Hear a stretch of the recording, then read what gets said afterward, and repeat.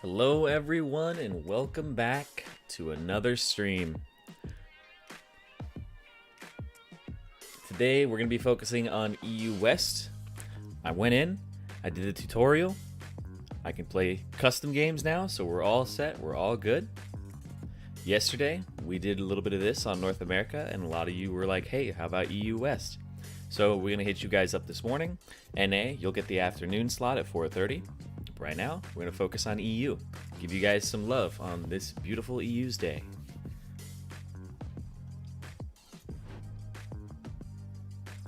So, hello, everybody. I'm Zirene, if you don't know who I am. I work for ProGuides. And today, like I said, we're going to be doing some silver, gold games. And a lot of this is just for you guys, you know. If you guys have questions throughout the stream, we'll be able to answer them in the chat. Also, you know, if you can keep it a little bit relevant to the game, that'd be awesome. But I do answer off-topic questions sometimes. We're gonna be doing, I think, 2 of these games here today. I don't think I'm gonna play today because, you know, when you start a new account, you only have Ghost and Heal. So I don't really have Smite to jungle, and I don't really have Flash. So I don't really want to play a game like that, you know. I'm sure you guys have made a Smurf at some point, and you've been like, I don't know why I don't have Flash. Also, I can't make my runes or anything like that. They're all like preset. I don't know what that is, but it's whatever. Can unranked players play? So, I believe what we're doing later in the day for North America is we're doing Iron and Bronze, and tomorrow I might do EU with Bronze or Iron. So. Is Pike good? Yes, he is. He's quite good. New player stuff sucks. It does. I understand that they're trying to, you know, they're trying to streamline things, make it a little bit easier for new players. How do I participate in the coach? This would be more of like, you know, password. No, this is gonna be you guys are dropping your names, your IGNs in the chat if you are from EU.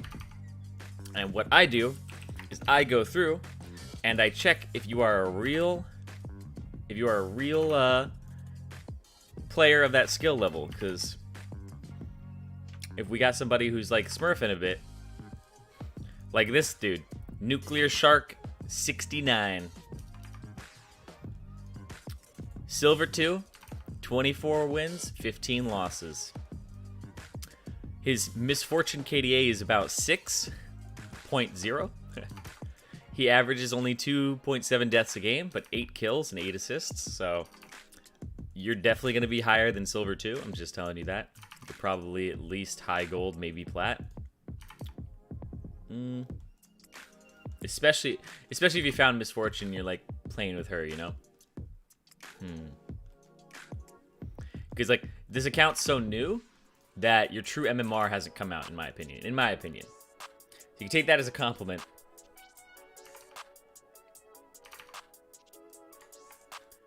All right. Let's see, spooks. It's the same thing with this one. I don't know what's gonna happen with Spook's account, because he's got like that 63% win rate and like 11 kills, almost 12 kills on a collie. Dude, you're nutty. You're actually nutty. Let's see. Alright. Test 16. Man, maybe just all the people on EU are just so good, you know? Maybe I'm just used to all the NA. Maybe it's hard to find, you know, the gold players here.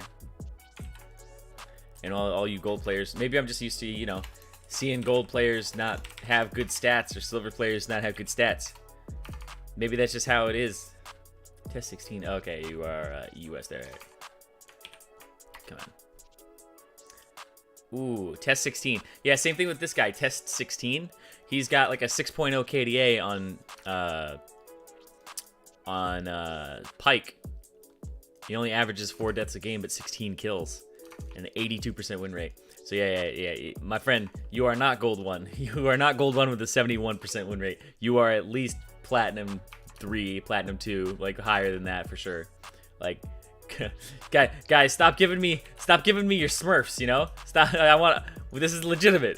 The point of this game isn't to like stomp your buddies at ProGuides. You know, the point of this is to like have actual like silver and gold players play.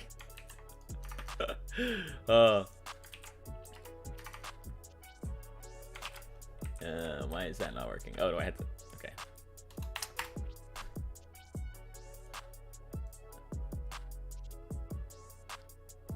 Fanatic lazy. Wait, why is that? Why does it do that to me? Why is that not coming up? All right. Let's. Okay. I found another one. You a good Master Yi player, but you got that silver 4, 49% win rate. So you look legitimate to me. Now, I'm sorry that this takes a little bit of time, guys. This takes a little bit of time, but if I do this now, we will be avoiding a situation where the game is just fun for maybe 1 or 2 people in it, and then not very fun for everyone else. So for the sake of everybody's enjoyment, I kind of have to like sift through names, you know? So in the meantime, while I do that, I want to ask you guys, how have you guys been? You know, what have you guys been doing to, you know, stay entertained during all of this? I know the pandemic is happening, and I've just been trying to climb, you know, on one of my accounts. Like, it's funny because like I play on a secret account that I don't like to talk about, and that one's really high. But then like my plat account is like hard stuck. I'm like hard stuck plat on my Zirene account. It's actually like pretty depressing. So it's mostly because I play like Rek'Sai and Rammus on that one, and I just try to like, you know, it's not that I try to have fun. I'll be legitimate. I try to carry some of those games, but people just don't pay attention to what I'm doing on my team, so I can never invade. You have to play something that, like, when you invade, it has to be able to do it by itself, you know? It has to be able to get in and get out by itself. And actually do the whole job. Oh, okay. Why so mad? You're like at least a platinum player. I like that you guys are, you know, are dropping those IGNs though. Like, remember this is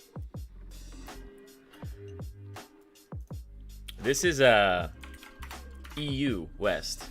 I'm getting a lot of non-EU West games here. Are you gonna play on OCE? Ooh, I don't know. That's a good question. My worry with that would be, are there enough OCE people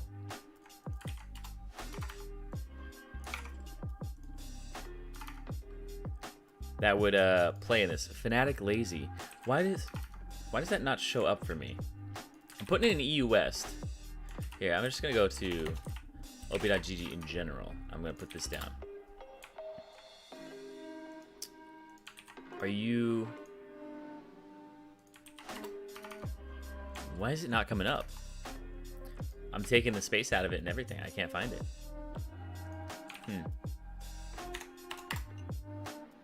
No, it's not coming up for me. That's strange. Hold on.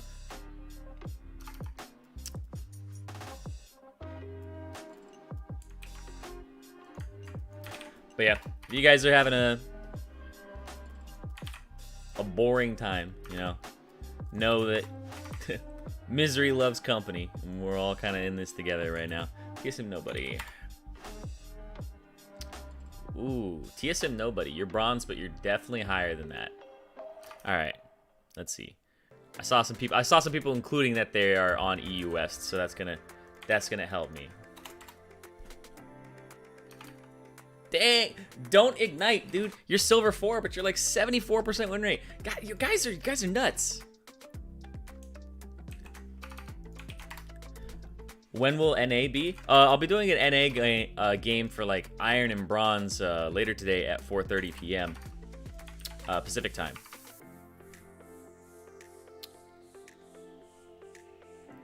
GTF. Wow. Why is this? Ah, the Aussie. There we go. I got another one. We got another bite.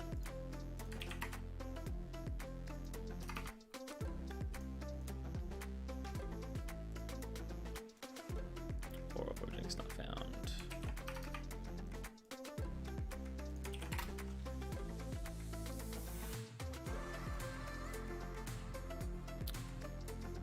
Location.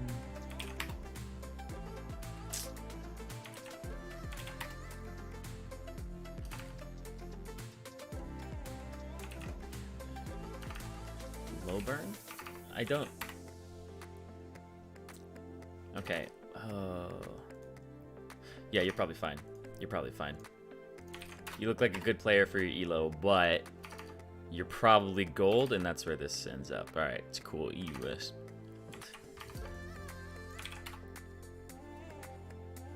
Oh, EUNE.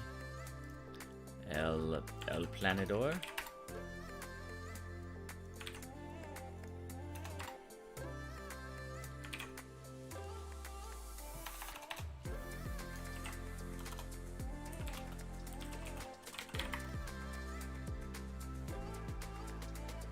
Why did it not like that? Okay, I'm figuring out there's a little bit of a problem with op.gg when I finally found you, Fnatic Lazy. When I copy paste it from YouTube, from you guys, when I copy paste it into op.gg, it doesn't accept it.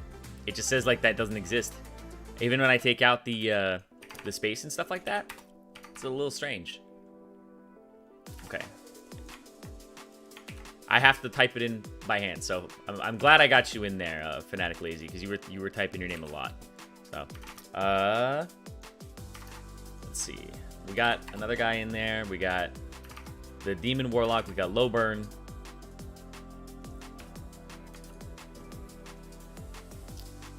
Lethal Senpai. Let's see if I can get you. Lethal Senpai. Okay. You're on the higher end of the spectrum. You'll probably get to like gold 2. Low burn, we invited you if you're gonna come. Did I do that? Yeah, okay. Blue. Okay. B-L-E-U-U-U-U. B-L-E. Oh, blue. How many U's? 1, 2, 3, 4, 5? Ah. Alright.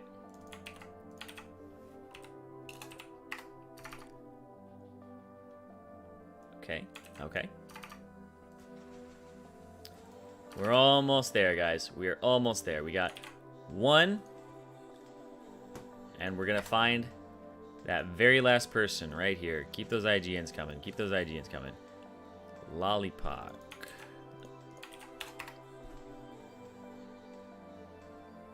Are you...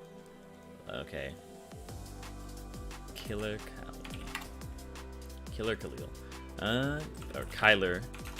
Kyler Khalil? Is this? Okay. Perfect.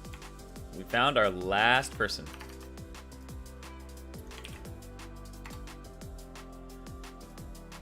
I'm gonna pass this off to... And if he can accept now, Kyler Khalil is our last player for this one. We'll be doing 2 of these, by the way. Since I won't be playing on this today, we'll be doing 2 of these. So if you guys didn't get in this one, stick around. Also, I'm gonna try to like watch chat a little bit more during the game this time. And crying? Well, I don't want you crying. Let's see. Last person is Killer Khalil.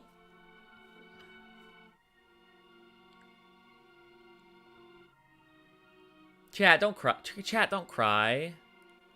Chat, it's okay. It's okay. It's okay. It's okay. Come on. Guys, come on. We need a countdown. Wait. Can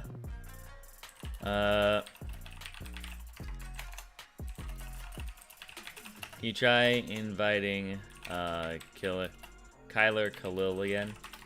Just in case.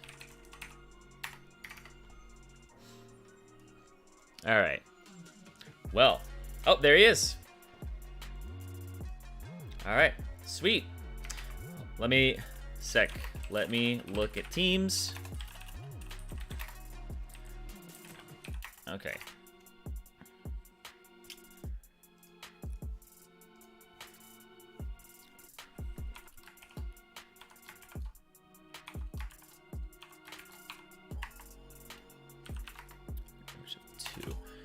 So the average ranking of the left side is silver 3. Average ranking of the right side is well, the average ranking of the left side is silver 3. The average ranking of the right side is middle of silver 2. Swap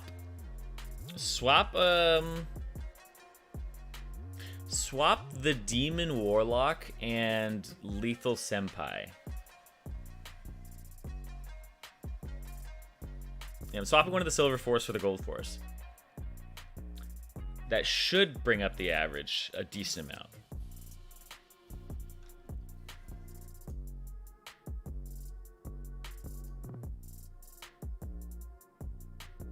Yeah, Kite 1 2 3. I will. Yeah.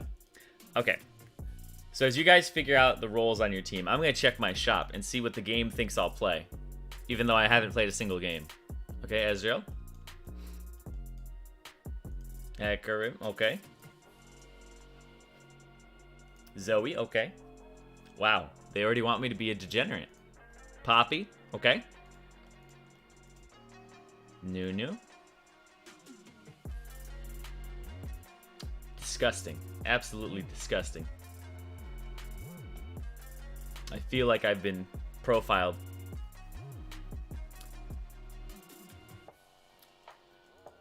Will you play on EU anytime in the future? So you guys have like a lot of desire to play, and I want to be able to provide that for everybody.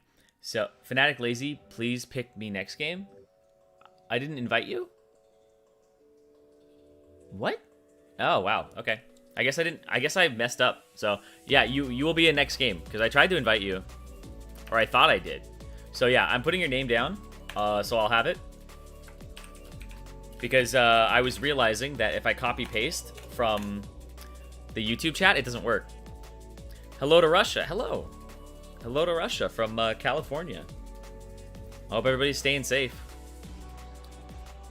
And EU West Bronze tomorrow? Yes. Are you playing on NA? Later today at 4:30 p.m. Pacific. I am on EU West right now.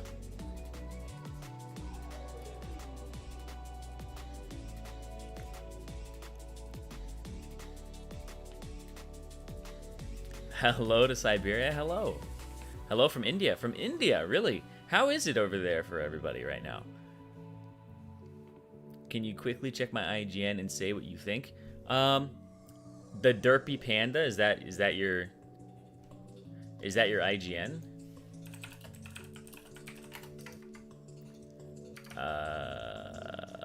On North America?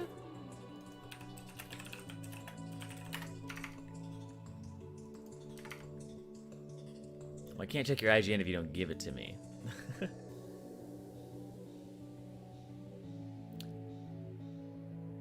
Hey, Zirene, any chance you could do this with Diamond players someday? Would be really awesome. Yes.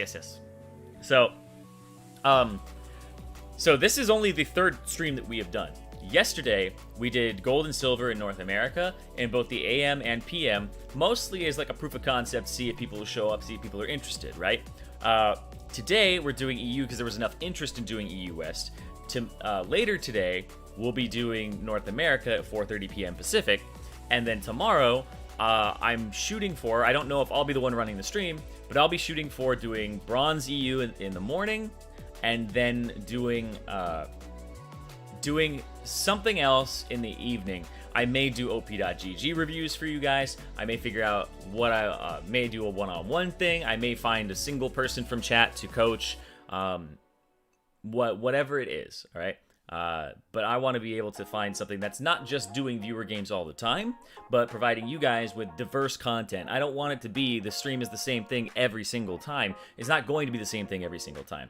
It's not going to be the exact same thing every single time. Not even close. We'll do EU, yeah, we'll do EU Nordic.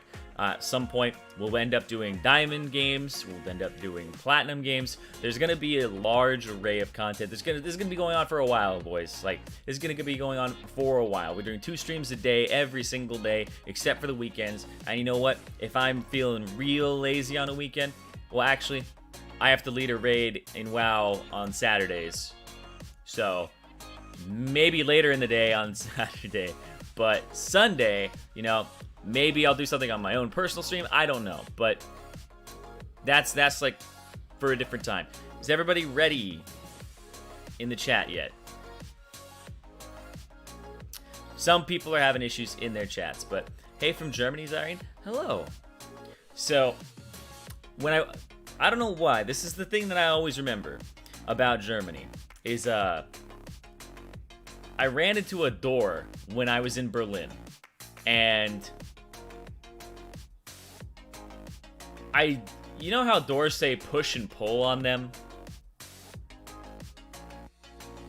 I couldn't for the life of me remember which was which, so I ran into a door. Like, you walk into it and it's obviously a pull, and I tried to push it and I walked straight into it.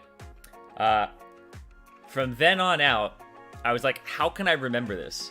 And I figured out that I think push is like Drucken.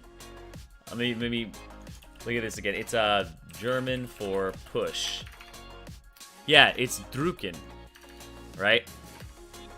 It's Drucken. So when a door said Drucken on it, I'd walk up to it and I'd go, Hadrucken, and I'd push it. So that's how I remembered that it was push in German. But I never ran into a door again.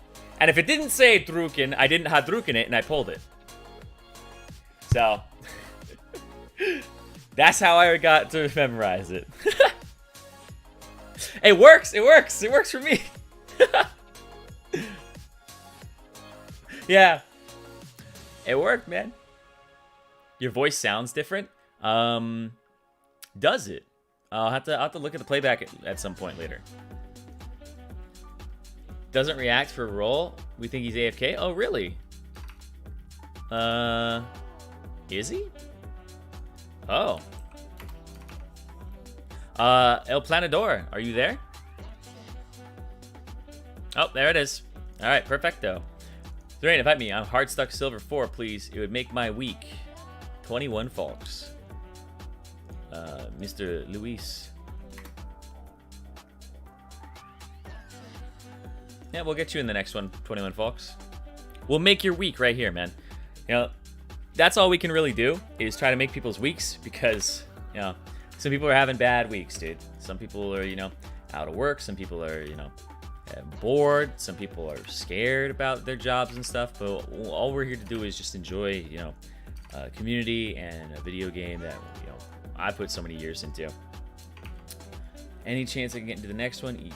See, this helps you guys that you're putting your names down now because it means that it means that you're here now and that you will be here in the future. So I don't have to, you know, go through what we just did, and I can put your name down now. I can invite you when the next game starts, and it means that you were here. You have a little bit of priority.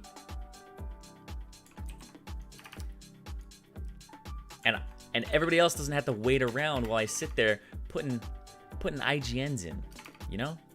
Trying to Smurf detect you guys, because there's a lot of Smurfs out there. Some of you guys are either amazing players in silver and gold, and you just so happen to like go to ProGuides and get like a 75% win rate in silver, but you haven't gotten out yet. Fancy that.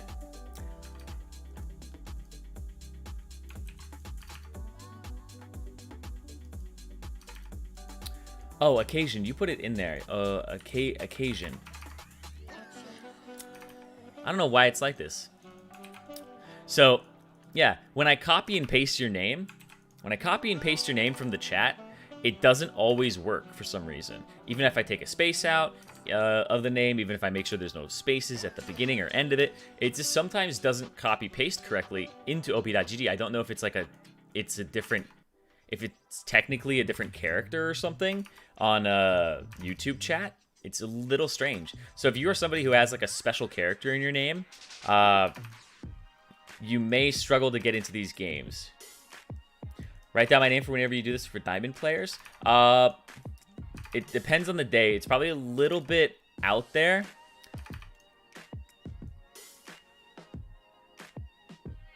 I wanted to make the push to platinum in the coming weeks. Okay. Okay, Froggy. Frog-G? Frog-G11? Gathering names as they gather their thoughts and their champions. I got 6 people down already. If I can get a golden 10. Kinetic Mad Wolf. You put your name down, and when I copy-pasted it, it didn't work. I now see that it does work when I type it in by hand, so no idea why that's a thing. But apparently it is.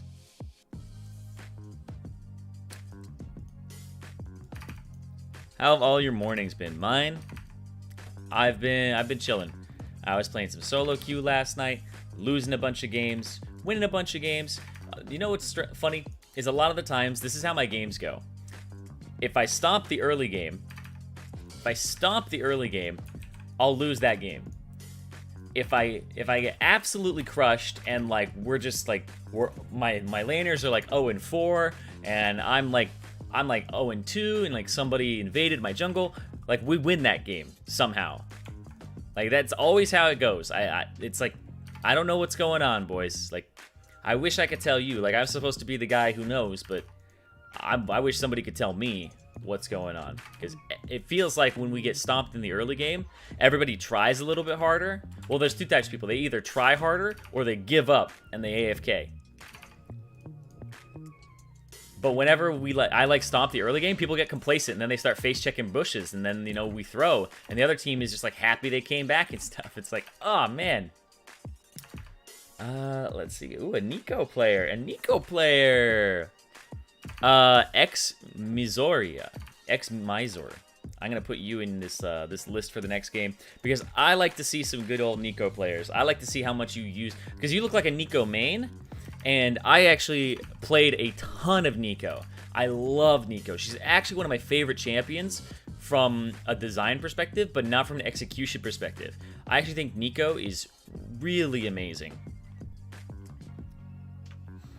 I love the idea of being able to change into another person for like deceptive purposes. It really, really is effective, but I think Nico should be a jungler. I don't think she should be like a mid or top laner. I think that it becomes really, really, I would say, strange, because her ultimate is like a peel tool, but also she likes to use it for damage because it's part of her burst combo. And then her passive just doesn't get much use, like at all, as a mid or top laner. Whereas when she's in the jungle, I use the passive all the time. Like this is like I actually play a mean jungle Nico, and I'll show you guys one day. I'll show you guys one day, like maybe later today, when we do NA stuff. Okay, one more.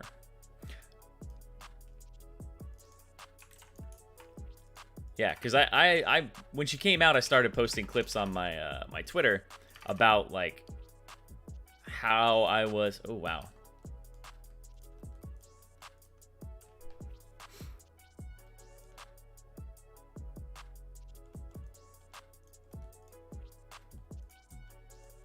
I'm scared. This guy, HL Prutskid. HL Prutskid. You're 50% win rate, but your Graves and Echo look like they're real dirty, in your Hecarim, like, you don't lose a lot of games on these characters. You lose like a lot on like other things, but it looks like when you find your groove, you go, you know? I don't know if you like recently found like jungle champions that work for you or something, but like you pop off on these characters. That makes me a little hesitant, you know? I am the Shadow Devil.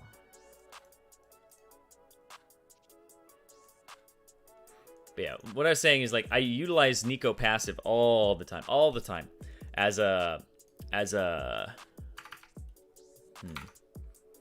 I utilize it all the time as a jungler, whereas like a laner you don't really. But like a jungler, what happens is my lane will get like chunked out. I pretend to be them when they back, and I walk into lane as them with like my HP still chunked, and they're walking back to lane full HP, and I'm standing in for them, pretending to be them, and then I can like jump on the person as the guy comes back to lane, and, like E through minions, get the root, all that good stuff. Also, when people trade heavily, you know how like they both end up at like 200 HP, or the other person is like 400 HP, and my guy's 200, and he backs off. I pretend to be him, and then I'm a full HP Nico up against a 400 HP person who thinks that they're up against a 200 HP person who's playing dumb.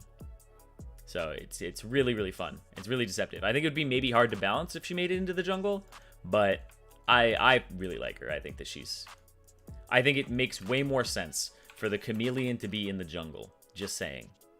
Just saying. Okay. Alright. As we're getting out of the spectator delay, let's look at these two teams. On the left side, we got Gabber, the Aussie, Laborn, Kyler Khalil,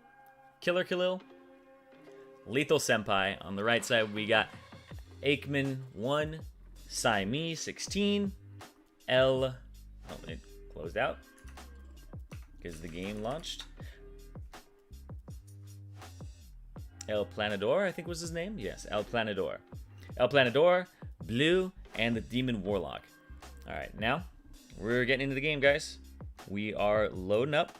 Talk about these comps just a little bit, because what you want to do is you want to look at compositions. You want to figure out what the win conditions are right off the bat.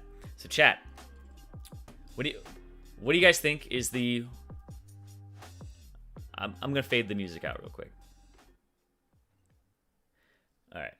So what do you guys think is the win condition for this top team? They have a top lane Fiora.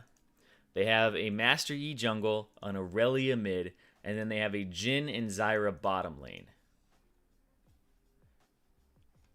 What do you guys think when you see this composition? What are you guys thinking is going to be the way to win this game? Yi and Aurelia getting Yi fed, split push.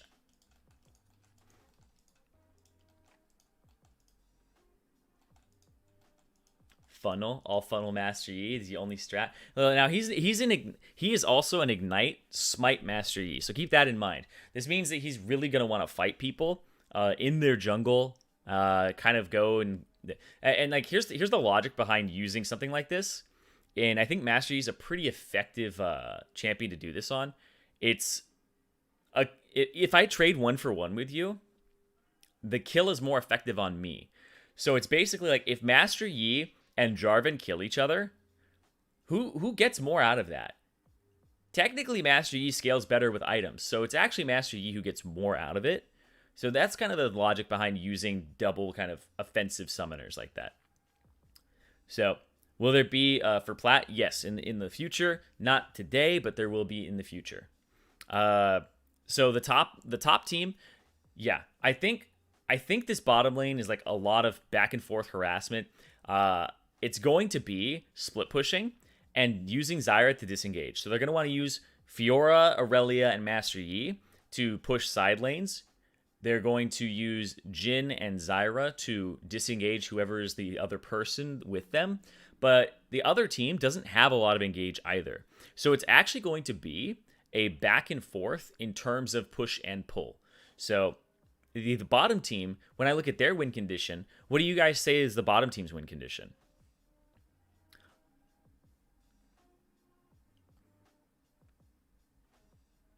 Aren't you leaking their game plan for them if they are still in the stream?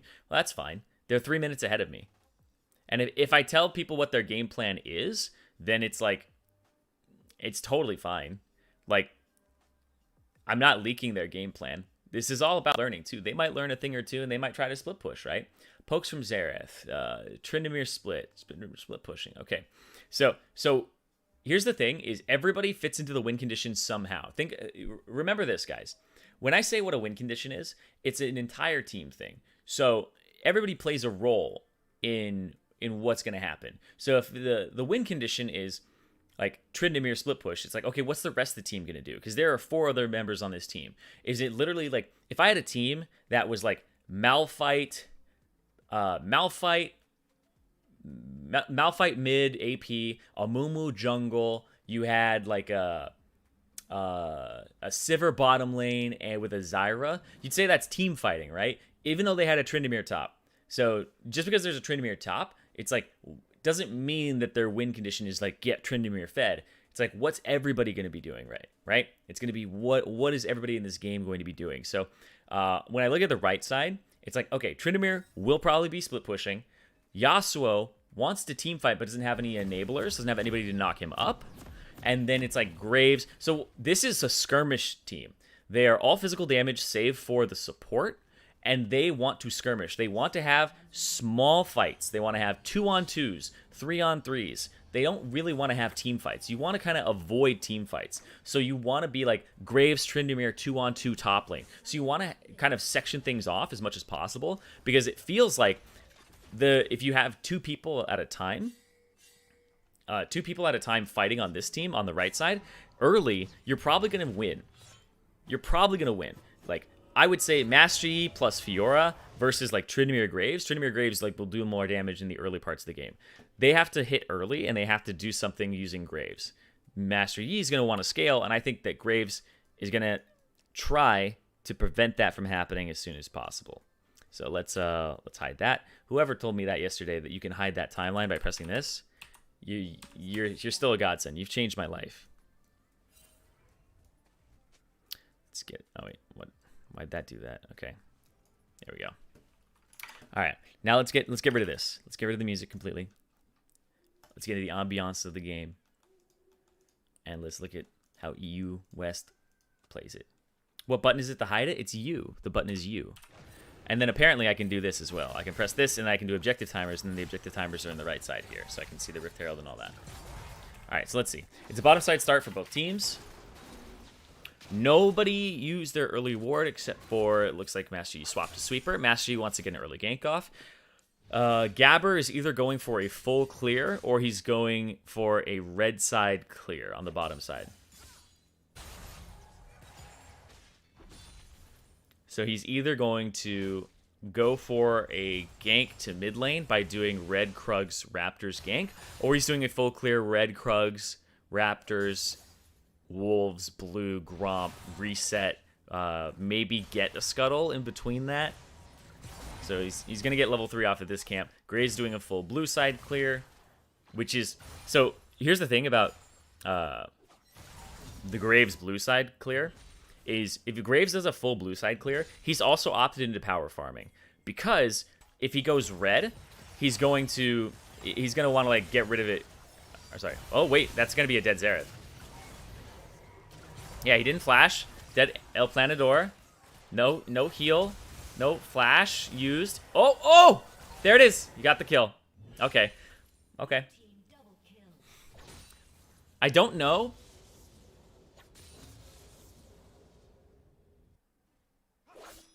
Wait,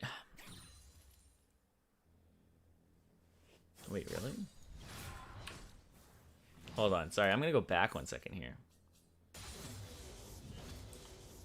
So Jin, a Lethal Senpai. I don't know if this is right. You had 1,000 gold and you opted for Kerchi Shard. I feel like there's some better options there. Okay, Graves going topside. Oh yeah, so what I was... Oh. Alright. Easy, he's alive. So what I was going to say about the Graves clear is Graves doing his red later means that he's now going to have it. He's now going to have his red for later in the game, right? Yeah. Also, there's the phase rush right there, guys. And phase rush against a Master Yi that has no flash is going to be very potent and very powerful. And Graves is actually quite good with phase rush because all Graves struggles with is getting up in people's faces. And he gets so much damage by being closer to people. Like, if you play Graves like an ADC, you're actually going to like find most fail cases. He's basically like a semi-melee champion. So you want to play him in that manner. And then the Graves is going to go for an invade. And okay. Hello from the Philippines. Hello. Swap Yas and Trend. Yeah, okay. Thank you. But yeah, so Master Yi gets the red smite, boots. The Kerchi Shard, I'm not quite sure about the Kerchi Shard here for Jin for 2 reasons. One, it could be a pickaxe, and that could give him more power. This doesn't give him much power in the lane. And is he going to rush a Kerchi Shard item first? Potentially. But there's things like pickaxe, things like even going full boots 2, would be better, in my opinion. If you went boots 2 on Jin, boots basically gives Jin damage because it gives him uptime. Oh, okay. Fancy feet. There's going to be Graves coming back down to the bot side. This is just Gabber cannot catch a break. Smokescreen is OP. Smokescreen is super powerful. Now here comes the red. Here comes the phase rush. Okay, Gabber's going to die. Yeah. Yeah. There's the phase rush. Like, oh, and now he's dead. There's the Zyra. Exhaust goes down. Lethal Senpai trying to just slow him, make sure that he can't E to him. Ooh, trying to get on the Aussie. He's going to go on the minions, right? Oh, it's right to him. Gets the kill. That's just multiple kills going over. Actually just playing more like a team. Now, you guys are saying jungle difference. So, the issue here is that Blue got that gank topside, and then was able to actually go onto the Master Yi, who wasn't fast enough to react to the fact that, of course, he's going to come for the Scuttle Crab next. That's something that I think is, like, I think the Master Yi needs to think a little bit more. I think you need to think a little bit more about what the enemy is thinking, right? Look at his jungle and go, okay, what is he going to do? He was topside, right? He was topside. He's going to go to Scuttle Crab next. If you think, like, oh, I need to get this before he gets here, you're, like, overestimating your damage. And then if you go to the bottoms, then after you die topside, where's the Graves going to go next? Well, of course he's going to go bottom side. At that point, you have to sack the second Scuttle. You have to have somebody check it for you if you want to even know if it's up or down. And you just have to go back to your jungle. You have to kind of lick your wounds, you know? And there's no shame in having to lick your wounds after one mistake, but if there is shame in making a second mistake. All right? So, the jungler does need to read the situation better, but that does not get everybody else killed, right? Everybody else is trying to, help him out. How can I impact as a tank since I can't count on my teammates? Depends on the tank. Things like Poppy can actually go and do a lot of damage. Scion, it's the same thing. Tanks actually are quite useful the higher elo you get, because you can rely on people, right? Is he going to ulti? No, don't. Okay. And he's dead. Okay. Yep. All right. Yep. Sometimes that's just how the cookie crumbles, man. But I like that it's keeping the game interesting. And it's not like a complete snowball. Poppy's so OP. Yeah. Poppy's really OP. How are you? Any support? Change and become mid main. Oh, support to mid main. Oh, he's dead. Lucian's dead. Blue. Nice. Blew him up. Oh, a little bit to the side. All right. Okay, so what I'm seeing here is Blue is kind of smurfing on this game right now. He's got a lot of early kills. He's going to be really hard to deal with. I want to see what his build is going forward after this. Gabber has a lot of catching up to do. Master Yi, here's the thing about Master Yi is never out of the game. All Master Yi needs is to, like, one team fight where he picks up 3 kills. Even if it's a 3 for 3, it doesn't matter. He starts snowballing off that pretty hard. Somebody asked a question about, if I'm a support main and I'm swapping to mid, do you have any tips? Yes, actually. My biggest tip is learn to CS effectively without using too much mana. But my second tip is don't play mid like a mid laner if you were originally a support player. Play it like a support player. And what I mean by that is try to shove lane and roam a lot. Roam and ward. Because you'll actually find more success that way, because as a support, if you've actually been playing it correctly, you've been roaming, warding, and you've been, making not like micro plays or anything like that. You've been making macro plays. And that's how people climb like to Diamond 4 as a mid laner that's not skilled, is you legitimately let's see, there comes the Yasuo, extra damage, okay. Q. Oh, there it is. Okay, yeah, I was like if he goes back in, this is not gonna work out for him. But anyway, like I was saying, you should still play it like a support a little bit, right? It's not like play Lulu mid and I'm not saying play support champions, right? I'm saying play champions like a support. Focus on warding, getting the control wards down. You gonna get him?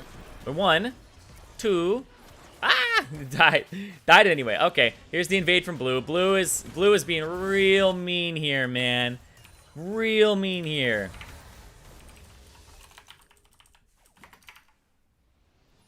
Real mean. But that's fine. It's what you're supposed to do in the jungle. You're supposed to be really, really mean. Yeah. So Blue was the guy where I was like, dude, he's been smurfing on like Graves lately. Like I look at Blue's stats and he's 50% win rate, and his Graves doesn't seem that impressive. Like, but he's a pop-off player or like a, I don't even know what the opposite of pop-off is. Int? I don't know. Oh, flash to the side. Oh, you just missed a little bit of everything. Oh, also, by the way, guys, I was told that the highlights for these games, so Christoph said that he's going to take highlight plays from the games, from the viewer games that you guys do, from yesterday and today, and they're all going to go up on the Instagram. So if you guys have like a highlight play or something like that, or you guys have a pop-off or something, it might end up on the Instagram at ProGuides League. So I thought that was actually pretty cool. So your play may be featured there if you get into the game and then you have a good pop-off. So who's best champion to carry in the jungle? Master Yi with a Taric in the mid lane. So Yeah, it's just some smurfing stuff. Caulfields or Serrated Dirk? It depends on the champion. It really depends on the champion. Typically, Serrated Dirk is not as good as Caulfields if you're going to be trading longer trades, because lethality scales, remember. So, like, when you first buy Serrated Dirk, it's not the armor penetration that it says it is. Is Mastery and Terror Funnel still viable? Is it right now? It might. Yeah, I think it still is to some degree.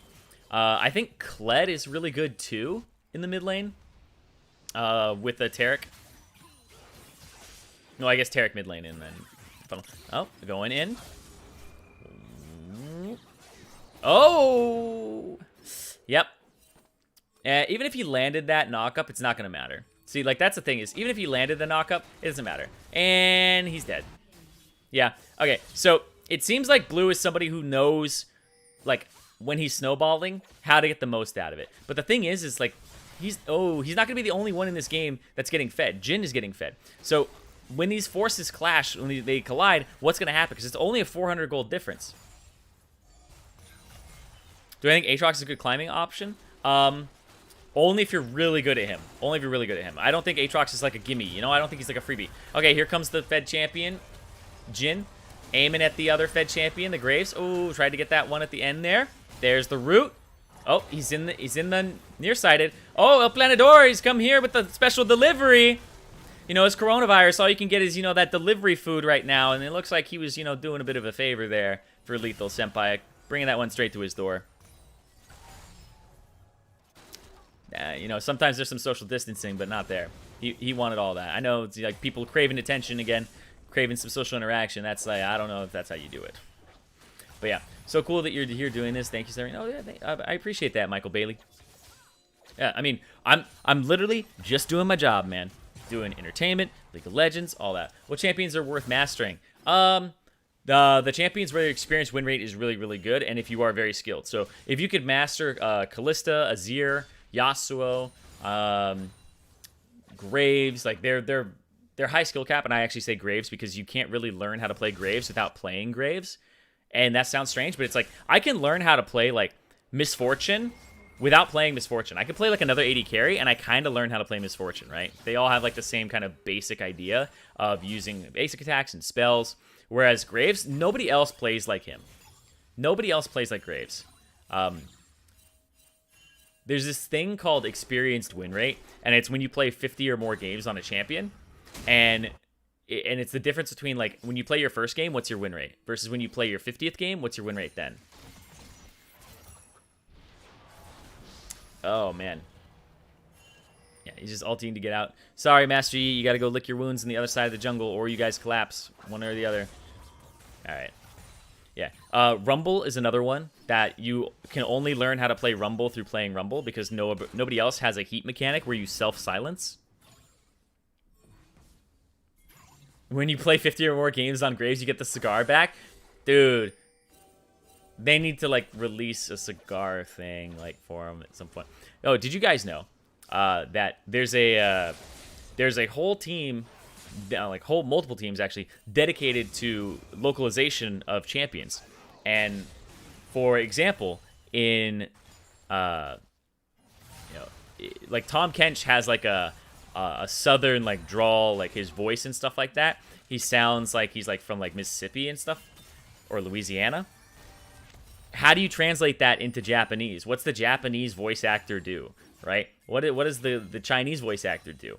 It's like they have to kind of find the equivalent for their area and localize it so it's something that their audiences can understand, right? Because they don't have like Louisiana there. Like what's a Chinese Louisiana accent? Ooh, Lethal Senpai is just popping off. He does so much damage. Oh, he still had the ultimate in that back pocket. Let's see. Oh, and last one. Woo, nice flash away. He had to do that at the end there, I guess. How do we play? Oh! Oh! All right, Lethal's trying to get on that Instagram. I see you. You're trying to get on that Insta. Oh, man. But yeah, so the localization is important, but also it sometimes affects champions. And this came up because of the cigar thing. Was if you actually,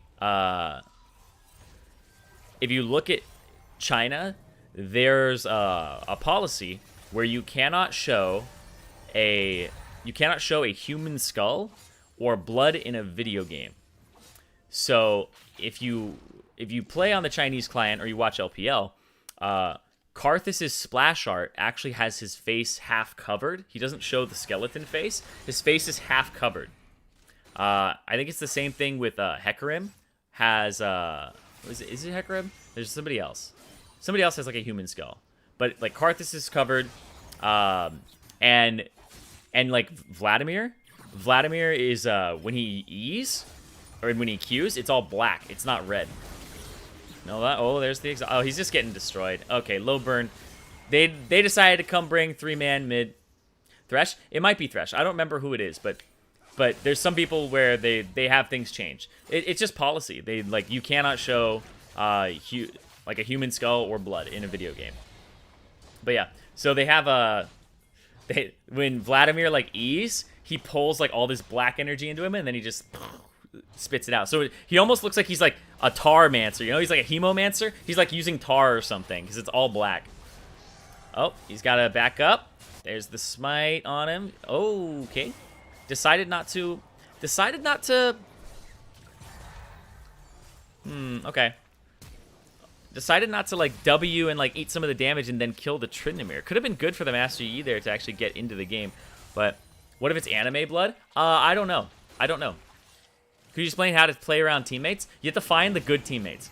Try to identify as soon as possible who the good teammates are. And you have resources in the loading screen like ProFessor and op.gg to find out who on your team is likely to carry. Because if there's like an autofill person, like I do this all the time by accident when I don't check people's op.gg, is I will go after the lane that is autofilled. And I'm like, oh, this lane's really good for me. I should gank for like the Maokai or something, right? It's very easy for me to like gank him like 10 times. And I'll do that, and then like it doesn't work for him. Like he doesn't use any of the kills or anything. Granted, he's a Maokai, so I should use a different example. But it's like, oh, I want to camp for this guy's lane, and I get him fed, and then he just starts feeding later because he doesn't really know how to like play it. Tips for Choke tank AP. Are you using Glacial Augment? Because Glacial Augment Cho'Gath is really good. Really good. You should use Glacial Augment. You should go some of those AP things like Twin Shadows, GLP, and slow people down so that you pretty much guarantee your Q and your W. How's Rex Science meta? Is she any good? She's good. She's good. You just have to like play early game. You have to play early game really hard. And then you have to like have people on your team who can transition, or you have to mega snowball. Karthus sleeper OP in the jungle? Karthus is not sleeper OP, he is OP in the jungle. Win rate data like suggests that he's OP. I like that Tryndamere is farming the jungle. He's got Ravenous Hydra, and even though he was not faring too well in the lane, the Tryndamere split push is fully online. So right now, let's take state of the game right now. Oh. Oh, okay. And just more kills going over. Oh, okay. Okay. Oh. Now Lethal Senpai has... That's not going to do enough. There it is. There's the 1,000 gold going over. Now I was going to say, the score is literally even. They had exactly the same gold. But that 1,000 gold is going to be a huge shutdown. And that's the thing is, when you get ahead, here's the thing about League of Legends that I think bites me. I actually suffer from this so much, and I actually need to change the way that I play. I get fed early a lot. Like, a lot. Like, I check my ProFessor, and it has things... Like, if you guys don't know this website, it's ProFessor. And it's really, really good. It has, like, little labels where it'll be like, oh, this guy's an aggressive jungler. He likes to invade every game. It tells you things about you don't even know. And it tells me that I'm an aggressive jungler who averages, like, 4.5 kills before... 4.5 kills and assists before 10 minutes, and I haven't seen anybody have that same type of stat. Like, if most people have like 3 or 2.8 or something, but I have 4.5, so I get fed early, but then I suck at the mid game, and when I get shut down and I give like a Vladimir 1,000 gold, like I'm like, oh, I can kill these guys, I can kill that guy, I can kill that guy. I give up so much gold now because of the bounty system, and I think the bounty system is something that's actually hurt my playstyle a lot. or expose my weaknesses more, right? So I have to play harder. I have to play. Sorry, it's harder to play right. I have to play safer in the mid game when I like to play aggressive early, get people fed, get fed myself, and then during the mid game I have to like, okay, stop, you know. And is he gonna be able to get picked off here? There's nobody really has range for him. Okay, all right. So right now in this game, Tryndamere is split pushing. He's not really answerable by the Fiora. The Fiora has gone for Blade of the Ruined King, gone for the melee attack speed build as opposed to something like the Trinity Force, the cooldown reduction build. So that's the thing about this Fiora build, is Blade of the Ruined King is good, yes, but he doesn't have any CDR. And Fiora loves CDR for the Q, to just have quick resets, to be able to go on all sides of the person, to get the E cycling, all that. So it's really, really like important to have that, and this build is not going to turn on for a while. So it looks like he's going to go Death Stance next, and this is going to be like a full, yeah, he's going Death Stance next on the Fiora. So he's going Death Stance, which, you know, he's just going full sustain. If the enemy team catches on to this and they get themselves like a Executioner at some point, or a Thornmail, be really good for them. Gray's going Edge of Night.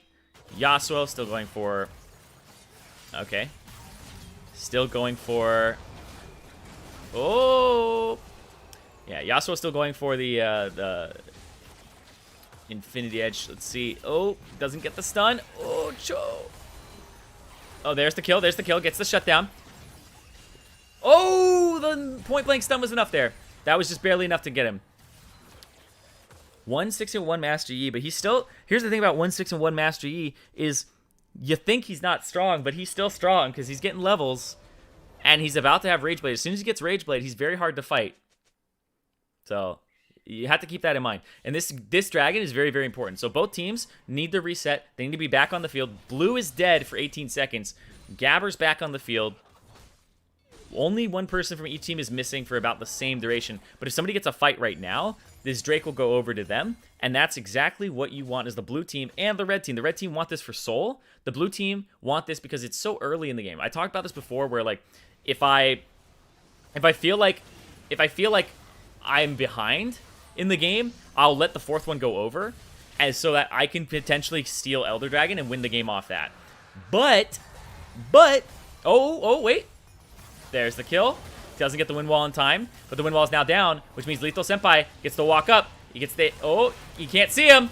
He gets stunned while he's blinded. He gets flashed on, and that's going to be him going down. That's going to be Gabber. That's going to be 3 kills going over to the Demon Warlock. He's looking for the fourth one here. He's going to get the slow. There's no CDR on this Fiora, so he actually will get this fourth one, I think. Let's see. Oh, he's got the attack speed slow. Why does Riposte have an attack speed slow? Who knows? I don't know why. I don't know why. It already stuns when you reflect something. It already absorbs damage. Why does it have that? I don't know. I don't know why it has an attack speed slow on it. I don't know. Say tips on how to play Yasuo. Try to minimize your deaths. Try to don't give the other person a free lane, but try to minimize your deaths. Be very conscious of when you don't have vision. Ward for yourself. Put wards down. I think the number one thing that gets Yasuo killed is not diving under turret and being a dummy and thinking you have like 10 times more damage than you do. It's that you don't ward, because when I see a Yasuo, I want to kill him. I want to gank him. When I see a Riven, I want to gank him. But the good Riven players, they ward, and then they get to escape. The good Yasuo players, they ward and they know when I'm coming, and instead of diving into the lane, they use minions to get out. So, also a big thing about Yasuo is what you should try to do is not play behind your minion wave, but play in theirs or on. So like here are the two minion waves, right? Let's say this is my minion wave and I'm Yasuo here, and this is my enemy's minion wave, and then they're here. What I want to do as Yasuo is I actually don't want to play behind my minion wave. I want to move to here and push him out, because then I can E out. Because if I'm here, all I can do is E in, right? All I can go is in. So I want to play here in the other person's minion wave, kind of attack the minions, hit them, and then E out as much as possible, or Q the person auto, E out, etc. So you want to be using the minion wave. You want to be using their minion wave all the time. And look at that. There's the kill going over to Master E. So now we're at a point where the fourth dragon didn't go over. It's 1,000 gold difference. This is now where the win conditions are coming online. You can see that the Tryndamere is just going to focus on split pushing. He's got the Essence Reaver. He's going to try to kill Lethal Senpai here. He has ultimate. Is he going to still go? Nope. Nope. That's not as good of an exit as it normally is because of Infernal Drake. But it doesn't matter anyway. He still died without even any extra autos. Khalil? Xerath's just focusing on wave clear. Okay. Okay. Okay, warding it down. All right. Any tips on learning how the new Aurelia and climb with her? Oh wow, the new Aurelia. I mean, she's been like this for a while now. Isn't Zirene Gold himself? No. What the heck? No, I have my main account is like Hardstuck Plat right now, but my well, I guess it's the one named Zirene is Hardstuck Plat. I might change my other account name to be Zirene because it's much higher. So, but the Hardstuck Plat is Omega Lol. I don't know why, but it's like I think Bob Chin was saying it as well, where he's like platinum right now is like platinum and diamond, platinum and low diamond are actually really hard right now for some reason. And it's not like boosters or anything like that. It's like you have to be able to play as a solo player, not as a team player, which is like counterintuitive to what you should be doing later. This is really strange. Wait, I'm watching a plat. Jeez, bye. Dude, no. I'm not. Oh my god. I said the account that's named Zirene is plat. But you know what? I'll probably just change the name. Screw it. It's like Kobe. Kobe didn't play on like an account named Kobe. He always had like a different name, and he would change it all the time too, so you wouldn't know it was him. But I put a note on his name, so I always know. Same with Jat. It's like they don't really play on like the Riot Kobe or the Riot Jatwin. You always get the inting bot lane. I mean, yeah. Let's see. Demon Warlock. Demon Warlock is like a big win condition for them right now. They have to get like something in there. Demon Warlock. Who's he gonna hit?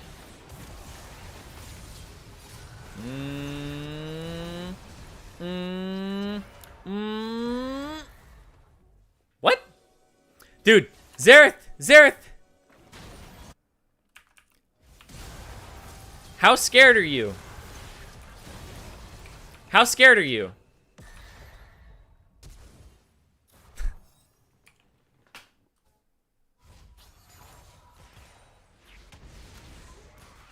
You gotta trust yourself a little more. You gotta trust yourself a little more, dude. You gotta wait for it and like react to it. You know, you gotta react to it. Don't predict it. That's slow enough. You get to react to it. Okay.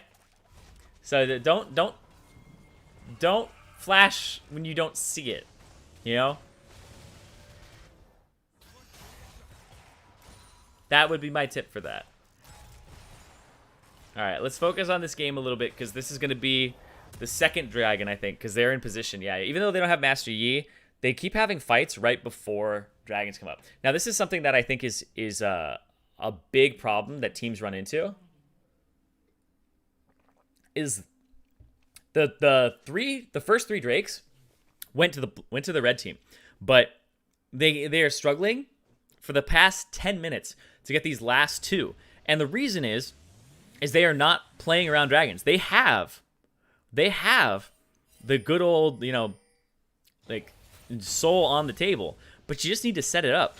Even if the game is even, you just need to set it up. Even if it's like putting Tryndamere in a side lane and then warding all over and then kind of baiting a fight or at least starting it. It's like these things are happening in the bottom lane on somebody else's terms. You have to ask what you're fighting for and when you're fighting for it. Because right there, you're fighting for dragon, but you weren't fighting for it soon enough, and you weren't really fighting for it completely. Lethal Senpai is pretty low. Oh, okay. There's the Phantom Dancer. He got the Phantom Dancer off of him, which is really, really big.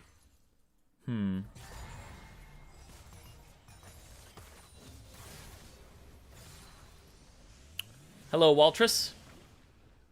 Yeah, if people play well in your games and they seem to be like, you know, decent players, yeah, you add them and it's pretty good. Let's see. Okay, what are they doing now? So, like, the question here is, like, what are you fighting for? Are you fighting for bottom turret? Because if you're fighting for bottom turret, somebody needs to go push that lane. So Graves should go push bottom turret, not go back up. He should push to the bottom turret. The rest of the team should disengage. He should clear this wave. So Graves will clear this wave. Now they're going to send two people to answer him. He should back off. It'll deal damage. Ooh, you gotta be more careful than that. Gotta be just a little more careful than that. Okay, cool. And turret died to the minion wave because he shoved it. Good. Is this a live game? Yes, it is. It's a live game between the ProGuides viewers. Now let's see. Master Yi Fiora on the bot side. So this is what you do here: is you actually engage mid lane if you can. Now, it sounds crazy, but right now it's just 2 people versus 3 versus 2, and everybody else was kind of fanned out. And they knew that Aurelia was off on the left, and they knew that Master Yi and Fiora were bot side. So there you should actually engage the 2v3, and if Fiora TPs, then that's good. But you shouldn't have lost Planador in the first place, and blue got wrapped around on there. So as soon as they saw 2 people on blue, they probably should have gone. Or the Master Yi on blue. But Master Yi is now, like, you think about it, I was talking about it before, Graves, he was popping off in this game, and he does well, but he seems to have that same problem that I do. Once you lose momentum, you know, you feel like you're kind of out of the game. Where are you playing? Looking for a new main. What chance are you getting silver? Whose game are you reviewing? Whose game am I reviewing? I'm actually, this is a ProGuides viewer game. It's actually like quite intense too. There's a lot of people like that are a lot of people that are doing well in this game, I guess is what I would say. A lot of people who are doing well. So, what rank is this? This is gold silver. It says in the title. Okay, okay, combo, wombo combo. That ain't Zyra. Oh, there's the flash. Master Yi going in pretty fast. He's got to use the meditate. Doesn't use it. You got to use the meditate ASAP after that. You got to dodge things with your... You don't have flash, so you can't really outplay in other senses. You got to meditate till you get another Q. You got to let your team do some stuff. They don't have much CC on the other team, right? Yasuo. They got Yasuo. They got, you know, Lucian. There's only one person on the enemy team who can stop your meditate, and that is the Zirene E. That's it. Literally everything else. Maybe, I guess, the Yasuo 3rd Q. But nothing else can really stop your meditate. You should be good. You should be good to do that. Tips for Sylas, weaving auto attacks in is really, really important. And don't use your W until you have to. Like, it does way more. It's better to, like, W when you're low and the other person has already eaten all your other abilities than it is to, you know, do it when you're high HP, etc. It's just worth, the value of it's so high. Not being, like, conservative with your E's is big, too. A lot of the dashes and a lot of the pulls, that's like what I see really good Sylases do, is they start using the pull very, very aggressively. Like, Sylases are a menace. Start roaming around as well, because his wave clear is really good, right? Basically, his Q and his passive are designed to help him wave clear as a champion that's supposed to be more single target focused. So you should be wave clearing and roaming as much as you possibly can to the side lanes, because his E is really, really good, and it also gives you access to more people's ultimates, not just the mid laners. Okay, this is for the Dragon Soul on one side. Okay, here comes the Redemption down. That's going to be the Master Yi, just getting it. That's 3 Infernals. Yo! Yo! Lethal Senpai is playing with fire. He's playing with fire. Oh! He got it before he could ulti! Here comes Fiora, the flash away from El Planador. Man, you gotta call him Pluto because he's not a planet anymore. Actually, you know what? I think that got retconned. But that's gonna be blue team now just taking over. This team was so behind in the early parts of the game in terms of who was snowballing. This Master Yi was 0-5-0, but like I said before, he's never completely out of the game. He still does work. His team is showing up, and Lethal Senpai is the one who's popping off here. Now, Lethal Senpai is full build, right? But he might be getting 4 Infernal Drakes. And what's his AD right now? He's got 706 attack damage. 706. So he can get even more than that. He can get even more than that. 706 attack damage. One more Infernal. And he can maybe swap his boots out for something else. Does he have gold? Okay, and I don't think he has enough gold to really do that. He'll also get the potion, which he just did. So he's at 768 attack damage. Tips for Hecarim. The Hecarims that I see really win. Like, I would go watch a bunch of Hecarim mains, because Hecarim is one that there's a lot of dedicated players to Hecarim that like really know how to play him, and I always struggle with, am I rushing Trinity Force? Am I rushing, like, is there like Cinderhulk meta? Or am I going for like Warrior, because Warrior is just such good value in high AD? I struggle with that with Hecarim for like builds and when the meta changes. But I think sometimes it's like, it's better to go Warrior. Sometimes it's much better to go Trinity Force. And knowing that difference will help you win a lot of games. Because Trinity Force is such an expensive item. And I think he's just going to die here, yeah. He's just going to die here. He doesn't have enough CDR to really constantly spam the Q. That's kind of the downfall of this build. Now he's going to have more CDR. There's the root.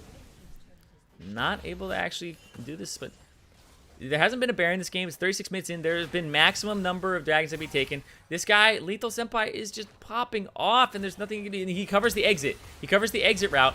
Oh, he dashed in the wall, but it doesn't matter anyway. He's just going to crit him for 754 anyway. It's like a third of his HP. Stance on Wukong's power level right now. He's really powerful, but people just don't know how to play against him a bit. You know, he's very, very strong. Don't get me wrong. But I think his win rate will go down. Not if nothing happens. Like, if people don't, like, nerf him or buff him, his win rate will go down. Because people just don't know. They expect him to be like old Wukong, and he's not. He can... Oh, wait, 2-shot. He's going to get 2-shot, right? Oh. Oh. There's the Phantom Dancer. Oh, wow. Wait. Okay. Okay. What's he got? What's he got? What's he got? Knock up. He's down. That's 1,000 gold over to the Tryndamere, and he needs that. Baron is on the table. Infernal Drake is in 1 minute and 30 seconds. Both these teams are on soul point. Thoughts on Katarina for climbing? Very, very, very good. Katarina is one of my favorite champions for climbing the ladder because she roams, she causes a lot of pressure, and even if you're behind, it just takes one team fight to get into the game. Just watch out for the amount of CC they have on the enemy team. If you can encourage your support to play something like Morgana for you, then that always helps too. But if you put any kind of like effort into learning Katarina and learning her combos in the order, then 100%, like, she's definitely worth it. Thoughts on Kled? Actually, very, very strong. But he has to, like, kind of tread that line of dying and inting the game and barely remounting and winning. But it takes a bold player to play Kled. You can't be scared and play Kled. He's actually designed to go in. Both these teams are, like, skirting around the idea of fighting. If I'm red team right now, I actually fight blue team. And the reason is that they don't have Jin. We killed him. So I would have fought there. I would have actually engaged that. Maybe I lose. Oh, he dragged him over.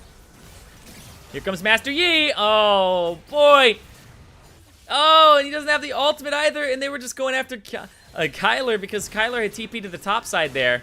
There's the exhaust. It doesn't matter, though. He's going to get the kill, and that's going to be almost an ace there. That's going to be that soul point going over. The Infernal Drake is up. Kyler is going to be pushing that top lane. 30 seconds here. Double inhibitor down. They started with 3. They started with 3 dragons. They started with all 3 of them on red side. And the next 4 go over to blue.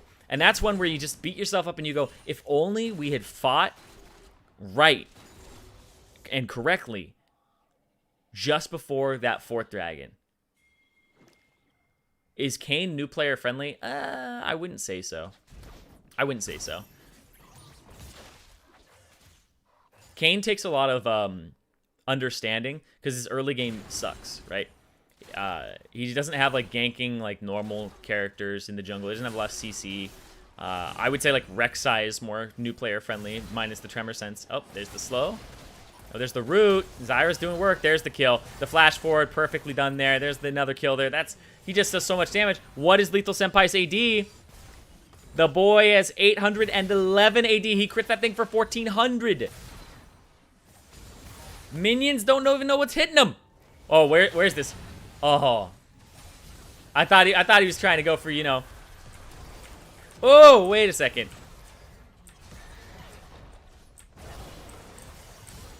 Oh, he doesn't even get the ultimate off. And the blue team with the comeback here in the dragons. They were so far behind. And look at this. He's like, you know what? My team's ending the game. It doesn't matter. The 0-5-0. Master Yi ends up winning this game. And we said it was going to be 1-3-1. We said it was going to be Fiora in a side lane, Aurelia in a side lane. It was mostly the Jhin just destroying that game. Now let's see if I can go back here. Thank God. Now there's, I think, one big key moment in this game is we saw those first 3 dragons go over. Let's look at what happened before the 4th dragon, because this is huge. This is a big turning point in the game, because the dragon is up in a minute, and blue team has wards here, and they have the scuttle crab, and red team, I think they believe they're more ahead than they are, and they're trying to control Baron, and they don't even have Baron control because of this. So they've done like kind of shoddy Baron control. You need to actually sweep the Baron out, try to bait them into you if you're going to do it. And then right here is where things kind of get bad. Yasuo is actually on the side here. Don't mind the sound effects. So Yasuo is like, okay, let's check. He walks into 4 people because there's no vision here. There's no vision. All the vision's topside. They don't have any vision down here. And Xerath placed all of his wards on this top side, which I actually think is a mistake. He should be placing his wards on the bottom side here, because fourth dragon, so hear me out here, guys. 4th dragon is more important right now than Baron. Baron is harder to take, takes longer to take, so you don't need wards on it for immediacy. You need wards on this to take this ASAP, because they could sneak it much faster. So you should be warding up on the bottom side here a minute before, at least a minute before, which is the time that we're at now. So you should be warding the bottom side of the map, even if Tryndamere is splitting the top side. Tryndamere got to just destroy this lane. Now Yasuo walks into pretty much a blind area. He dies here. They kill the Master Yi, and then they get the stun on the Jhin. Goes forward, doesn't know who's there. I don't think he gets the perfect combo on the Jhin. Gets rooted, gets killed. Aurelia gets counter killed. And then what happens? The reset, right? They reset. Oh. Okay. And then where do they go? Tryndamere should have reset. Tryndamere needed to reset. He's got so this is something that I consider unacceptable. Is dragon is up right now. It is our 4th dragon. It is our 4th dragon. And Tryndamere is sitting on 1,800 gold. Even though Tryndamere has 1,800 gold more than Fiora, he hasn't spent it. So there's actually only a 400 gold difference between these 2 champions, because Fiora hasn't spent, 480 of hers. He hasn't spent 1,800 of his, and he's up 1,800 gold over her. Exactly like 1,801. So there's really no difference between them. I actually think this is like what I consider unacceptable, because he could buy. Can he buy? He could buy Infinity Edge right now. I'm pretty sure. Actually. No. He's a little off, maybe. Maybe if he sells his Doran's shield. They change the price on this thing all the time in terms of the combined cost. Okay, no, he could. It's oh no, he couldn't, because Essence Reaver. Sorry, Essence Reaver. He's going Essence Reaver. Ugh. I was like, why Infinity Edge? I was thinking Yasuo for a second. Sorry, my apologies. Yeah, so that's. Yeah, no, that's 100. It's 100 gold combined cost. He could easily, he'd have Essence Reaver right now. He'd have Essence Reaver and then moving towards another item. So he would be fine, Like, he should do that. And like they don't even see it. They don't even see it. They needed to reset earlier. Even when the Yasuo died, like that's the time to reset. But Xerath does the right thing. He backs to refill his wards, goes here, wards over the wall. But they're already there. Master Yi goes over. They don't really have any control. Lucian's trying to get in. They don't have the Graves. They don't have the... God. It's actually so bad because if I look right here, like, they both lost 2 people, right? Yeah, Tryndamere should have backed right now. He should have backed right now. Spent, he'd be stronger. Lucian doesn't really need to back unless he's going to get a control ward. But, like, I actually think the Aussie is the person, like, the person that really deserves, like, credit here. Because he did a really good job of setting up the right objective and preventing the enemy from getting it. Because these are all his wards.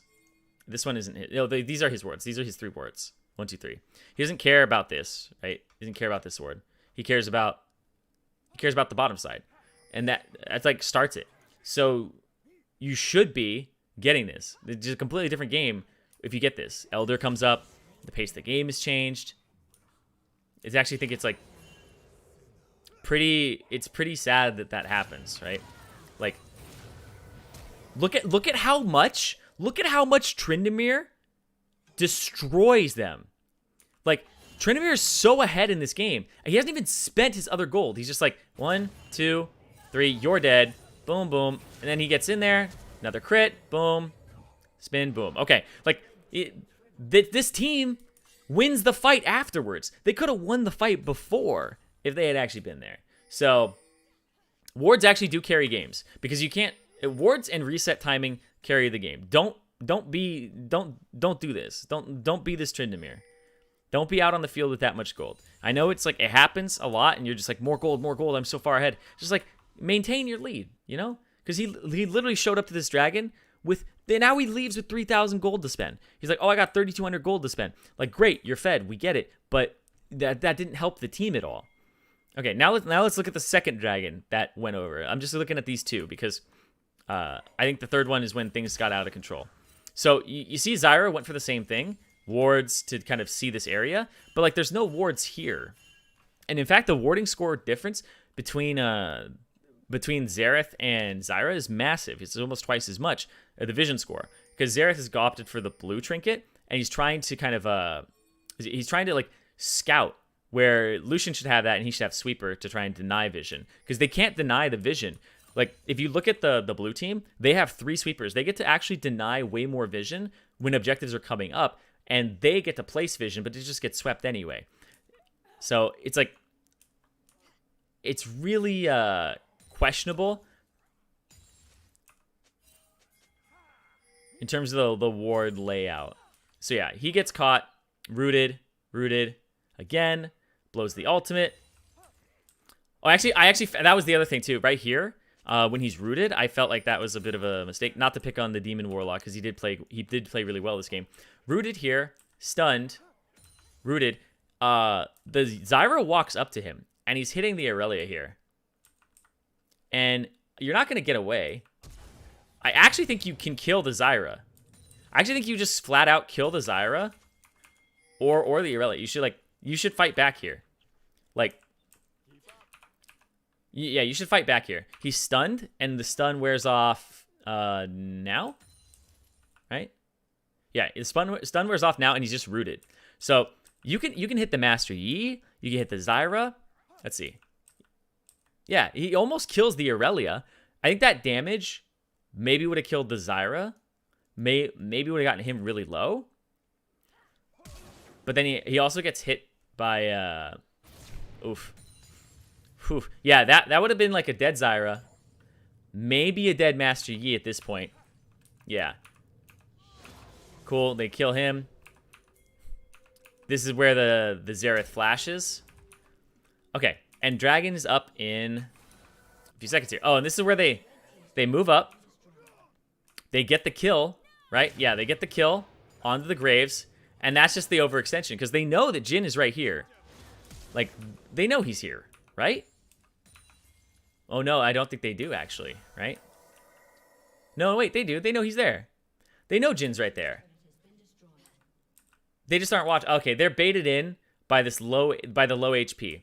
The wind wall, really early to block. They walk past the wind wall, insta-kill. Just the combo back. Jhin peeled off. Actually, Jhin is a good player. He didn't continue to just focus on these guys. Because look at that. Like, Jhin actually looked at his team instead of the kills. He didn't have blood in his eyes, you know?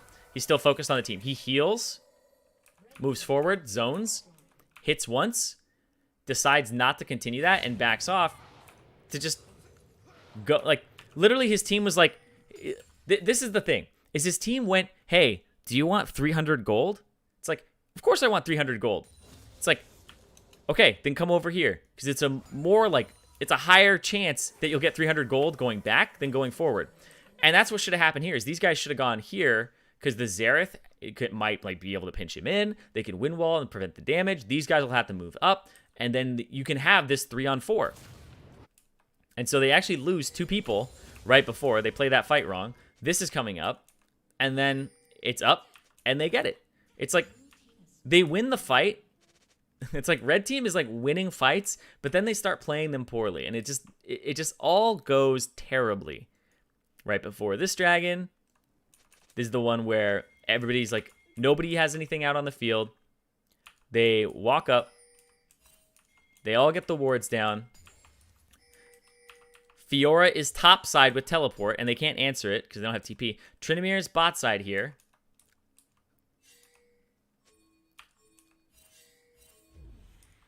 There's the TP. They've started the dragon. They don't commit to it yet. Yeah, that's the thing. The Master Yi is like, somebody's starting dragon? I'm starting, they're starting dragon. TY for leash, baby. He just walks straight at it. Like, he walks straight at it. He's like, my team, I will use their bodies. And he's just like, okay, you started dragon? I started dragon. And he just kills it. Like, right in front of him. Like, they lost Zyra before she can ulti, and they're the ones who get dragon. It's like, it felt like they really had, like, no idea how to apply the pressure here. Granted, the team doesn't have a lot of CC. They're mostly damage. But it's like, Tryndamere has ulti. Get in there. Get in there. What are you scared of? What are you scared of? You shouldn't be scared of anything. You have ultimate. They don't have, like, enough CC to keep you down from pressing your ultimate or anything like that, or, like, burst. Get in there. Get in there. Push their front line back. Like, that's the thing, is battle lines are very important. And if you are somebody who's, like, a tank, your backline doesn't have more room to operate unless you are pushing forward. If you are like moving backwards, you're actually crowding your backline. So you should be advancing things as much as possible. So it's just something that I think it's something that people don't usually think about is the battle lines. And like this Master Yi 0-5 and 0 like ended up still doing like well in the game, and then the Jhin is the one who like hard carried. But the fact that he like kind of stopped feeding and he focused on objectives was what ended up getting his team the victory. You know, he stopped just like thinking about, oh, I got to get kills, I got to get ahead in this game, and he gave up on that idea. So okay, let's see here. Doing one more game. Let's see if I can get this all in. Okay.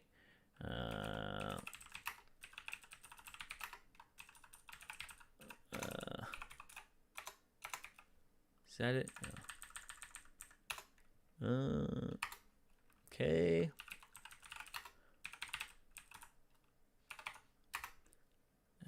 Did I do that? Okay, I did that one.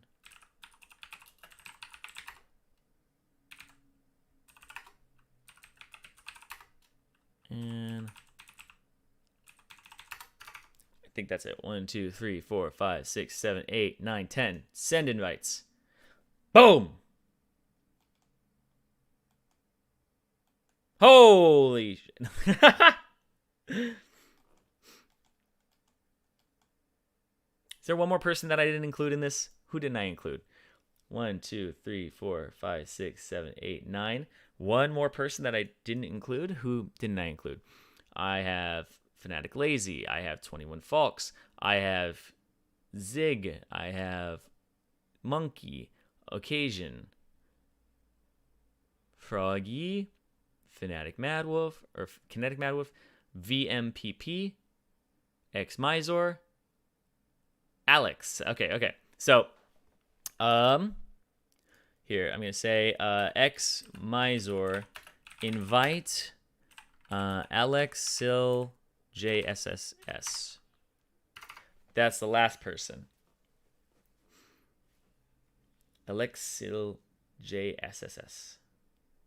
You guys were on it too. You guys were just waiting. So I was just like, whoa. So if he can. Hi, chat. Hi. Everybody say hi, Madwolf. All right, I'm really nervous now. Don't worry about it. It's just another game, dude. It's just another game. Is he here? Mysore? Mysore.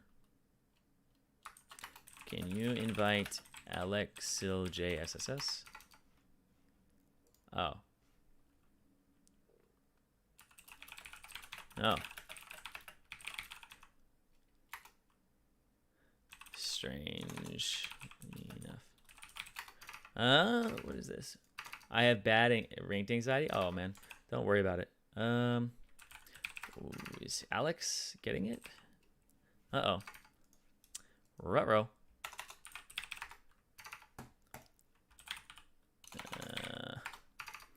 Let's see. Alex.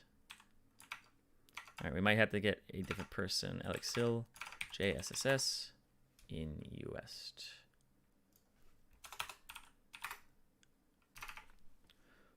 Oh, he's in a game. He's in a game right now. Oh, he went to go play a ranked game. So he can't be invited right now. So, okay.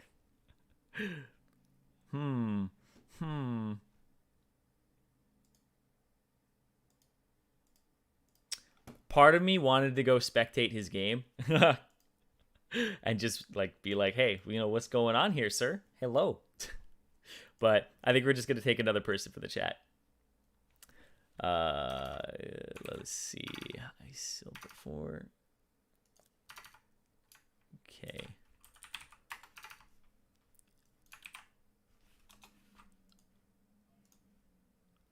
What? That would not work.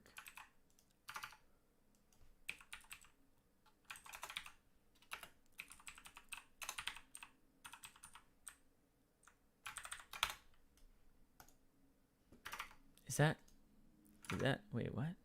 That one didn't work for me. Okay. Gold 3. I think that'll be good actually for this game. Let's see if I can get you in here. Swilly boy. Let's check your profile. Okay. You're decent. You're good. You're good. You're good. You're good. You like the style a little bit. You play some Annie. You pop off a bit on Annie. Your Annie is really scary. Annie's really scary, actually. We'll get you in here, even though your Annie is a little bit scary. Okay. Invite Swilly Boy S. With the 54% win rate overall, but the 66% win rate Annie with almost 10 kills a game and like 4.6 deaths. So we'll see if Swilly Boy S will accept. Okay, let's see.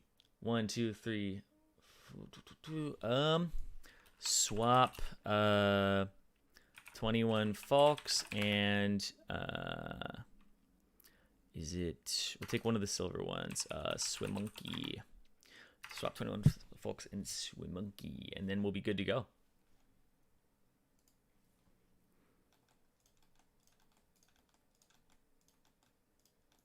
Don't worry, won't play Annie. Okay. I appreciate that. Okay. Teams look relatively balanced to me.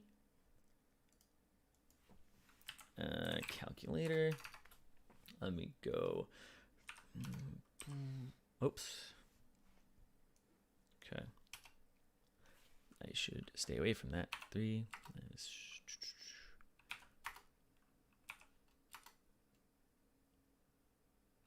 Oh wait, why is it doing that? Okay.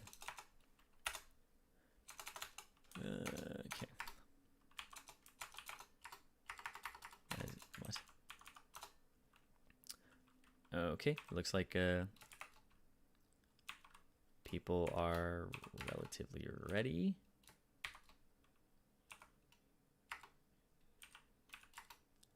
So average is silver 2 on the left side.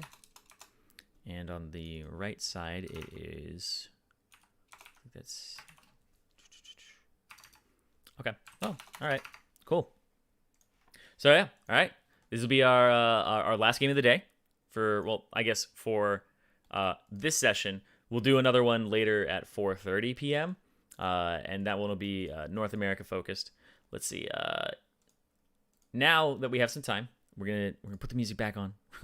We'll put the music back on. bring it back in a little bit as we get into the loading. And we'll spend some time answering questions while you guys pick your champions. Tips on Nautilus. You really did me dirty? What? Why did you dirty? What are you talking about? Alright. You think you'll get it if I one trick?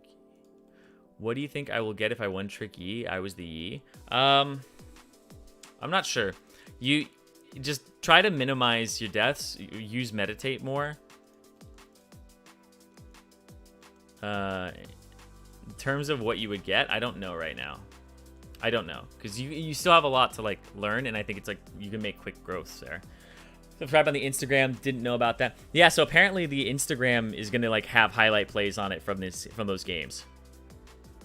Thoughts about Hecarim right now? Probably a little bit on the weak side for high elo, but strong side for low elo. Best items on Diana. It appears to be Rod of Ages and Nashor's Tooth. Can you give some tips on Xin Zhao late game? Don't focus on going in. Focus on peeling, because people focus on the fact that his E is a dash, but what you should do is you should advance your front line, use your R to peel. Don't like dive into like six people. Don't dive into like 5 people and like R to knock them all away or knock them all around and isolate somebody or knock people into your team. Instead, just play frontline. E to people who jump on your AD carry. Like, if people try to jump on your AD carry or something, you E to them, you Q them a bunch to knock them up, and then if somebody comes up behind you to also get on the AD carry, because, like, you know, here's your AD carry, here's you, here's their front line, here's their, like, assassin or, like, backline. If this guy goes onto your AD carry, you go onto him, and if this guy tries to come in, then you are him away, right? So it's kind of like you try to make it so that you have numbers advantages with Xin. But early game, you should focus on going in. Later game, you don't really focus on going in. Unless you, like, super snowballed and you have, like, Trinity Force and you have Sterix and stuff. So, unless you're, like, mega fed, you shouldn't focus on going in. Instead, you should focus on peeling for people. And that's really your role in fights, because you have so much peel potential.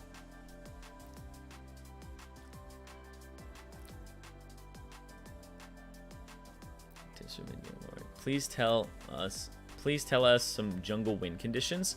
Well, so in terms of jungle win conditions, it depends on who you are. Very much so. Like, Amumu wants to team fight. You want to focus on the cool thing about jungle is your win conditions change every single game, even if you're playing the same champion. Unless you're playing like Udyr and you just want to like split push to victory.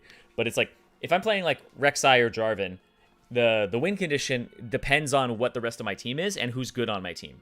So it's like, if I have a good top laner, I need to enable him, and I need to, like, if he's a split pusher, I need to like set up wards for him, focus on his side of the map during the mid game, and make sure that he is set up to do what he wants to do. So if it's like I have a good bottom lane, I need to peel for them, right? And I need to like team fight around them maybe a little bit more. So jungle win condition is look at your lanes, figure out what your role is in the game, and you don't necessarily dictate what the win condition is, and you can usually play around it. But a lot of them will be like, you know, if Karthus is in the game, Karthus' win condition is like get Dark Harvest stacks, profit, right? That's about it. Kill people. How can you minimize XP loss while roaming as a support? So you want to roam. So minimizing XP loss as a support is you want to shove the wave to their turret before you roam. Like, shove it all the way. But if you don't have the ability to do that, you will have to just, like, what you said is minimize XP loss.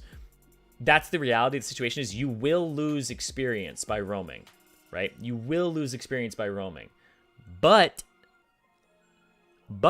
you want to minimize it. So basically, don't dilly-dally. Get what you're going to do done. So if you're going for a gank, get it done as fast as possible. Don't loiter. Don't sit around for too long. And the way you minimize that is you get the kills when you roam, and then you have like all that experience kind of split between people. But that's ideal. A lot of the times it won't happen, but I would say minimizing it is just, if you don't see the play and it has to be forced, just leave. Just go back to what you were doing as fast as possible, right? That's the thing, is you need to figure out if it's doable or not ASAP. And don't get baited into like going back and forth, because that's just going to waste your time. So like pick one and commit as soon as possible when you see it. And you'll learn over time like what's a good fight and what isn't by doing it.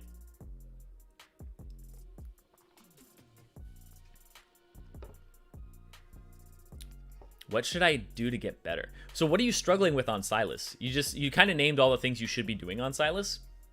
You named like stealing key ultimates, roaming a lot. Like, what are you struggling with on Silas? Jungle counter pick for Yi. The jungle counter picks for Master Yi are things that can typically, bully him early or control him late. So, for example, like some people will play things like, you can play Rammus into him, but you sack the early game, and you kind of go, okay, he's going to win early, and then he'll like true damage shred me later. So you have to find sorry. Yeah, so you have to find things that work against him throughout the entire game, and that's like, I think Udyr is like one of the best counters to him. Udyr is like ridiculously good against Master Yi, because you can go toe-to-toe with him. He wants to fight you early, and you actually do what he does but better. You clear very quickly, you Q, and you just do a lot of damage with Tiger. You can actually absorb a lot of damage. You can move around very quickly. So Udyr is actually somebody who has early game access to tools that shut down Master Yi, and you want to keep him down, because Master Yi is like almost like a Nasus or a Veigar, where it's an inevitability that they get fed, but you kind of have to just cut the timeline off before that happens. So he will get gold in the game. He will get experience. He will get levels at some point. You just need to push that point back as far as possible and try to make it so that when he does hit that point where he has these items, your team is in a point where they can deal with him. Like, they're already much further ahead than he is. So I think Wukong also does well. I think Rek'Sai does decently into him too. Some people play Warwick. I don't think he's like amazing into him, but he's all right, you know. That's for Master Yi. At least jungle on late game tips. At least jungle, if you're making it to the late game, then like something happened where your team really messed something up, because they should be able to play off of you. They should have been able to play off of you. But if they aren't playing off of you, and you're trying to find like a way to function in the late game as Elise, you need to focus on using Zhonya's, getting into the fight after. You need to cocoon like key targets or front lines, because she does do percent HP damage, so she is decent against tanks and bursts, but she needs in and out play pattern. She either all-ins if she catches a squishy with her cocoon, or she plays like a low cooldown in and out fight and tries to like survive and skirt the fight. She doesn't want to get squashed like a bug. It's hard to play Elise in the late game, I will tell you that. It's hard to play Elise in the late game if you did not snowball. Attack speed or attack damage Wukong. So the Wukong builds are constantly changing. Some people are doing Blade of the Ruined King. Some people are doing I hear like the Korean build is like Blade of the Ruined King and I don't know, was it Death Stance? What was it? It was off. I forgot off the top of my head. Black Cleaver. It's just Black Cleaver. So it's like I see these different builds where it's Blade of the Ruined King, Black Cleaver, all that stuff. It seems like if you're playing top lane, Blade of the Ruined King, Black Cleaver is better than Trinity Force and Death Stance in terms of getting those items. They're like less expensive, but in terms of winning the game, yeah, like win rate data will say that Trinity Force Death Stance is better than Blade of the Ruined King Black Cleaver, but that's because if I'm buying both of those items, I probably got fed. If I got fed, I can afford a Trinity Force and a Death Stance, right? Whereas Blade of the Ruined King Black Cleaver is probably more consistent and probably a bit better, to be honest. And the attack speed is really, really good. So it just resets your Q more frequently. All that good stuff. You shred people with your Q and with your R because of Black Cleaver. So you end up eventually getting something like Blade of the Rune King, Black Cleaver, Death Stance, and maybe like Sterix or GA. But you typically want both those items, Sterix and GA.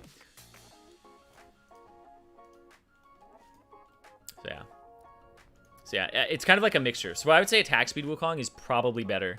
Attack speed is more consistent. Blade of the Rune King and having a Black Cleaver. Let me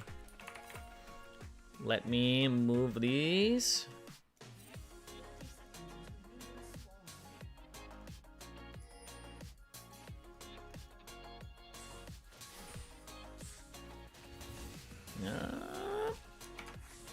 All right, let's get rid of the music. Get back into the game. Cool. We're gonna swap scenes, and there we go. Sweet. All right. Thoughts on Gnar? Weird champion. Hard to use. Gets changed all the time.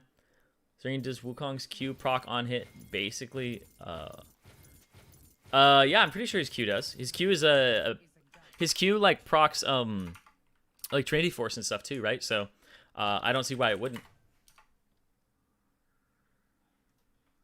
Yeah, it should, to my knowledge. To my knowledge, it does. It would be news to me if Wukong did not proc on hit effects with his Q.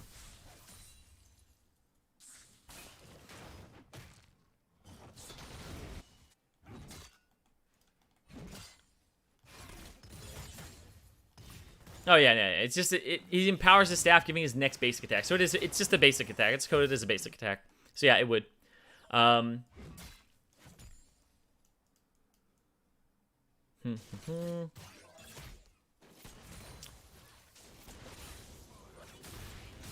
Okay.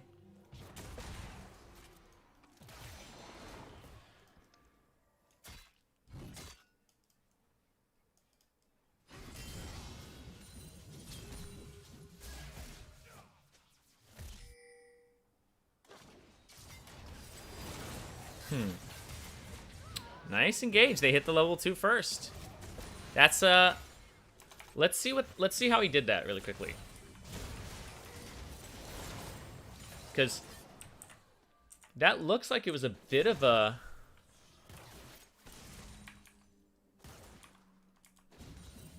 No, I want to see this. I want to see this. They've killed the same number of minions, but they're not level 2 yet.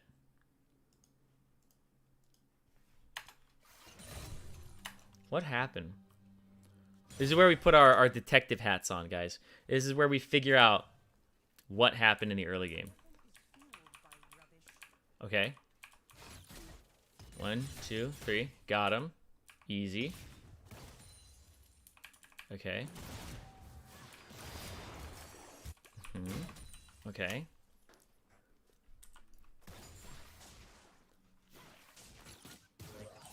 Okay.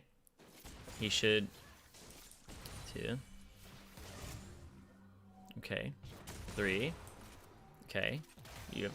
They're 1 minion ahead on this side. Okay. That should be. Stay. 2. Did they kill a ward level 1 or something? Hold on. Because if it's a ward level 1, then that's like. So there. Let me go back here. What happened? What happened? How did you guys get experience? What happened? How? What am I missing here? I'm missing something. I don't know what it is. They don't have any experience. Did somebody miss something? What?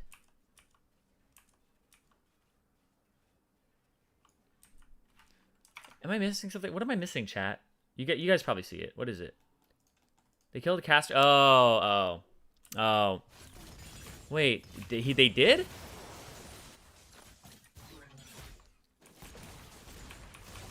Oh, it's just up on the front line. Yeah, that's why. That's why. Because this caster minion's right here. Ugh. Ugh.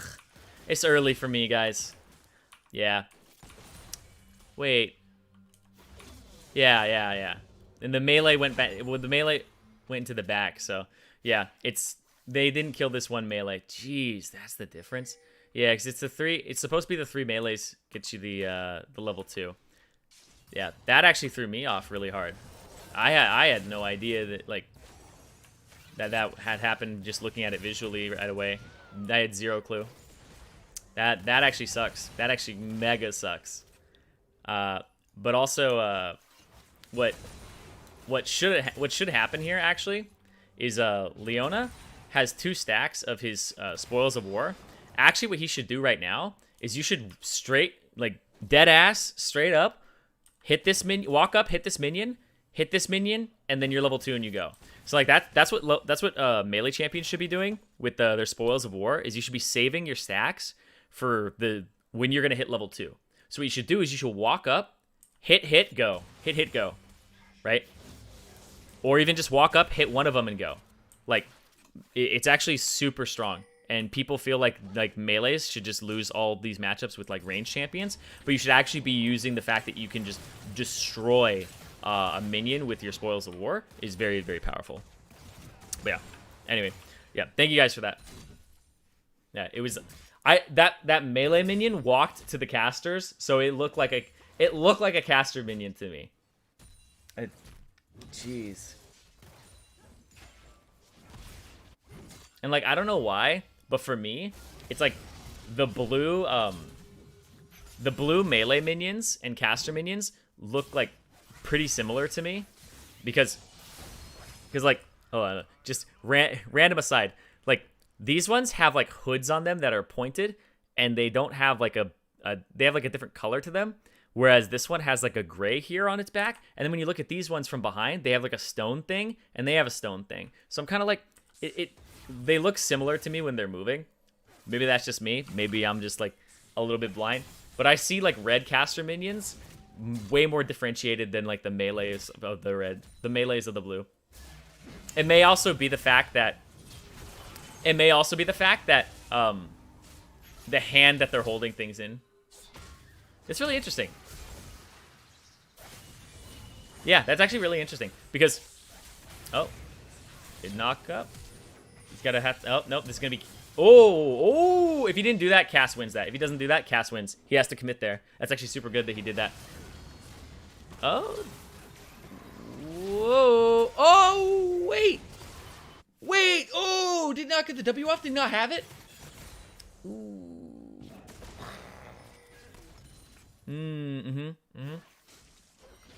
Interesting. But yeah, I'll also, like, I know this sounds like I'm making excuses, but I'm actually like analyzing why I messed up. It's also because I analyze everything, by the way. It's also because I notice these guys more readily because their shields are towards me, whereas these guys, their shields are blocked by their body partially going up. So it's like the difference between this book and this shield is like it's much closer, right? You can kind of see like the book, the shield, or the book and the shield, because they're they're downstage, right? Whereas these are upstage and they're closer to you. So I can always see the shield, don't always see that on the blue side. That's super interesting. That actually can throw me off pretty hard.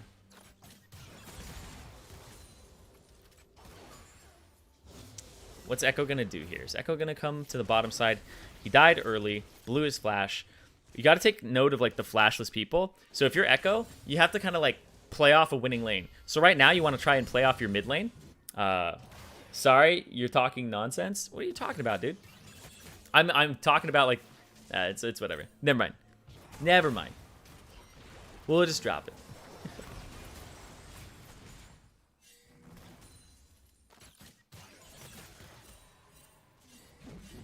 All right, let's see.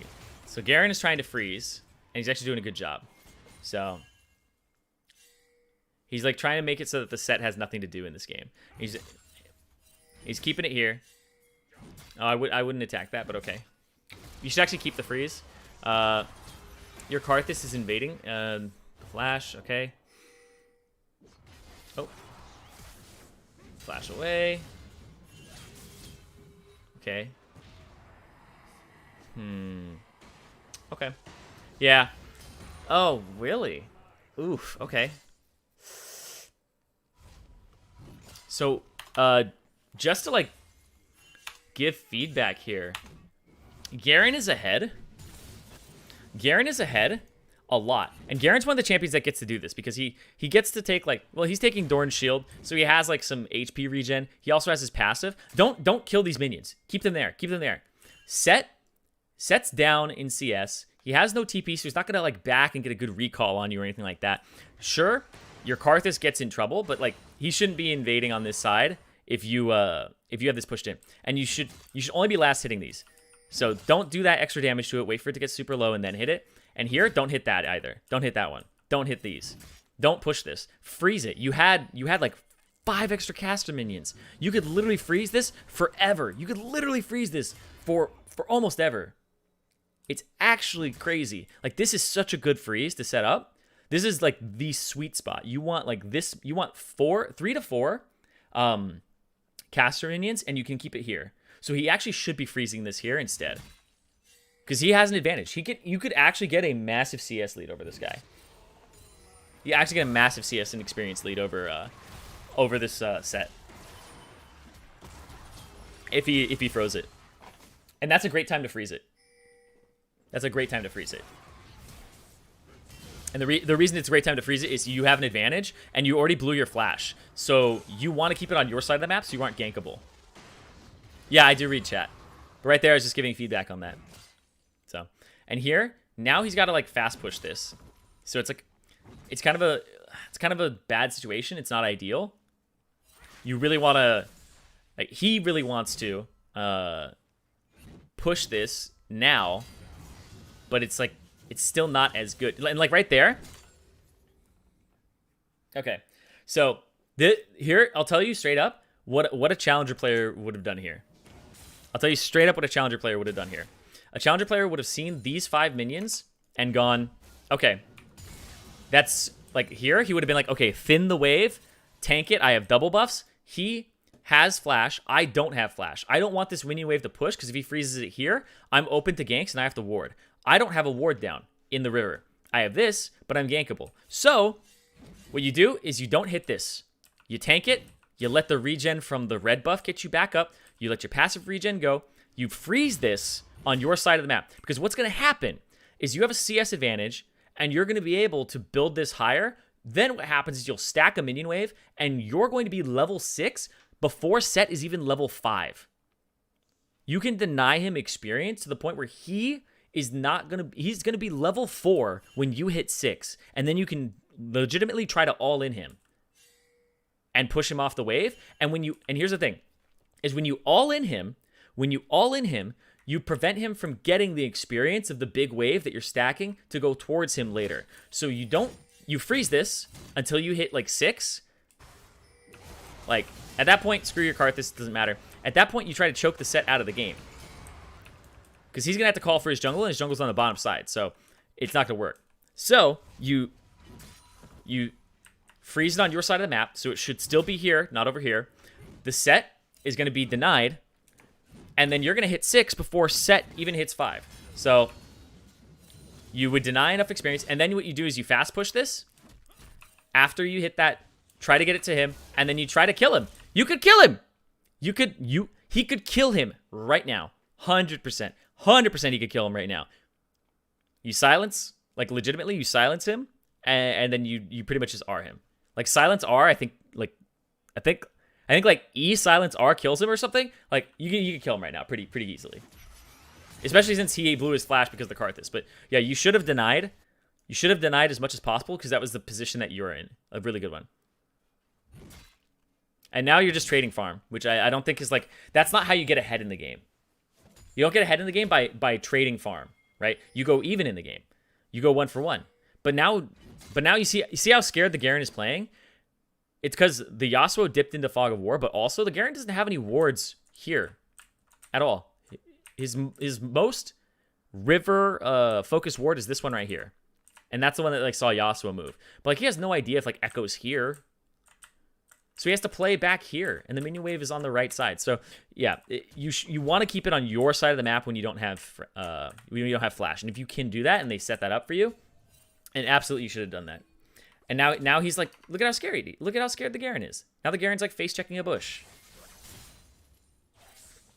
Yeah. So like that's like, if you guys wanted me to go like nitty gritty on things, like that's what I'll talk about more.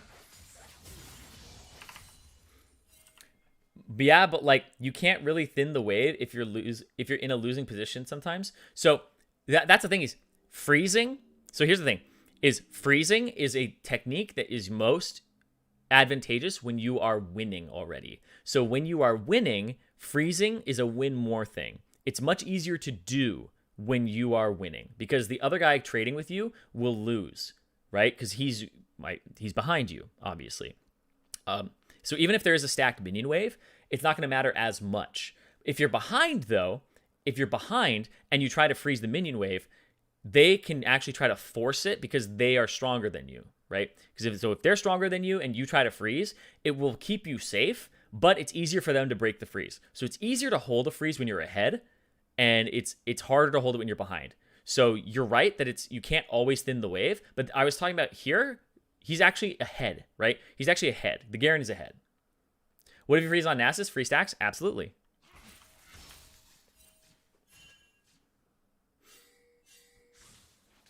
Again, melee minion? I don't know what you're talking about. Anyway.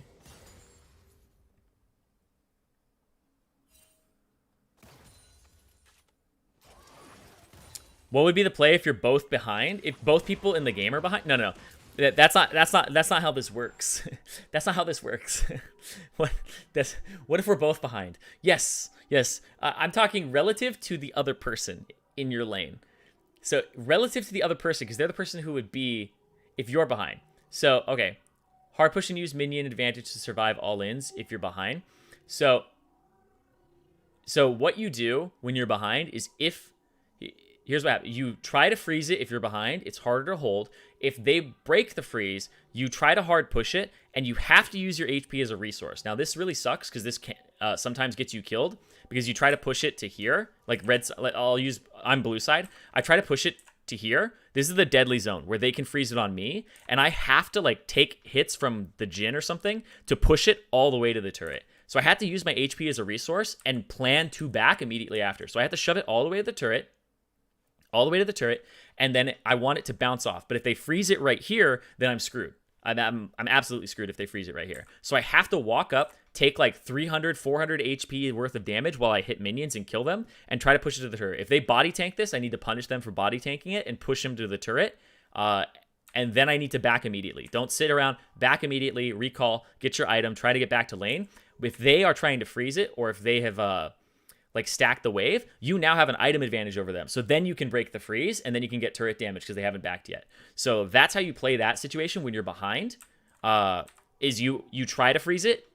If you can't freeze it, you hard shove it into the turret to try and get a back so that you can back. And if they try to freeze it, you have items over them, right? So I'll have like a pickaxe, and he hasn't purchased yet. So that's how you usually do that.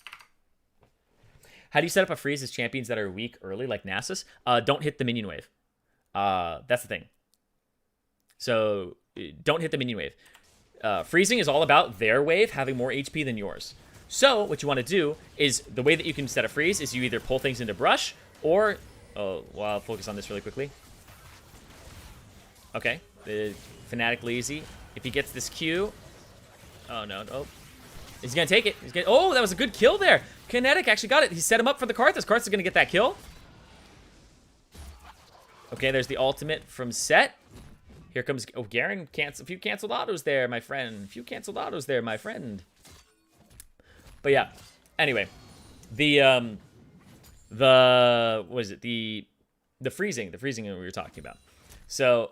if you are setting up a freeze, you either pull minions into the bush, you have them target you and pull them into the bush, or what you do is when you attack an enemy champion, their minions will hit you, so that'll cause a push for you to happen.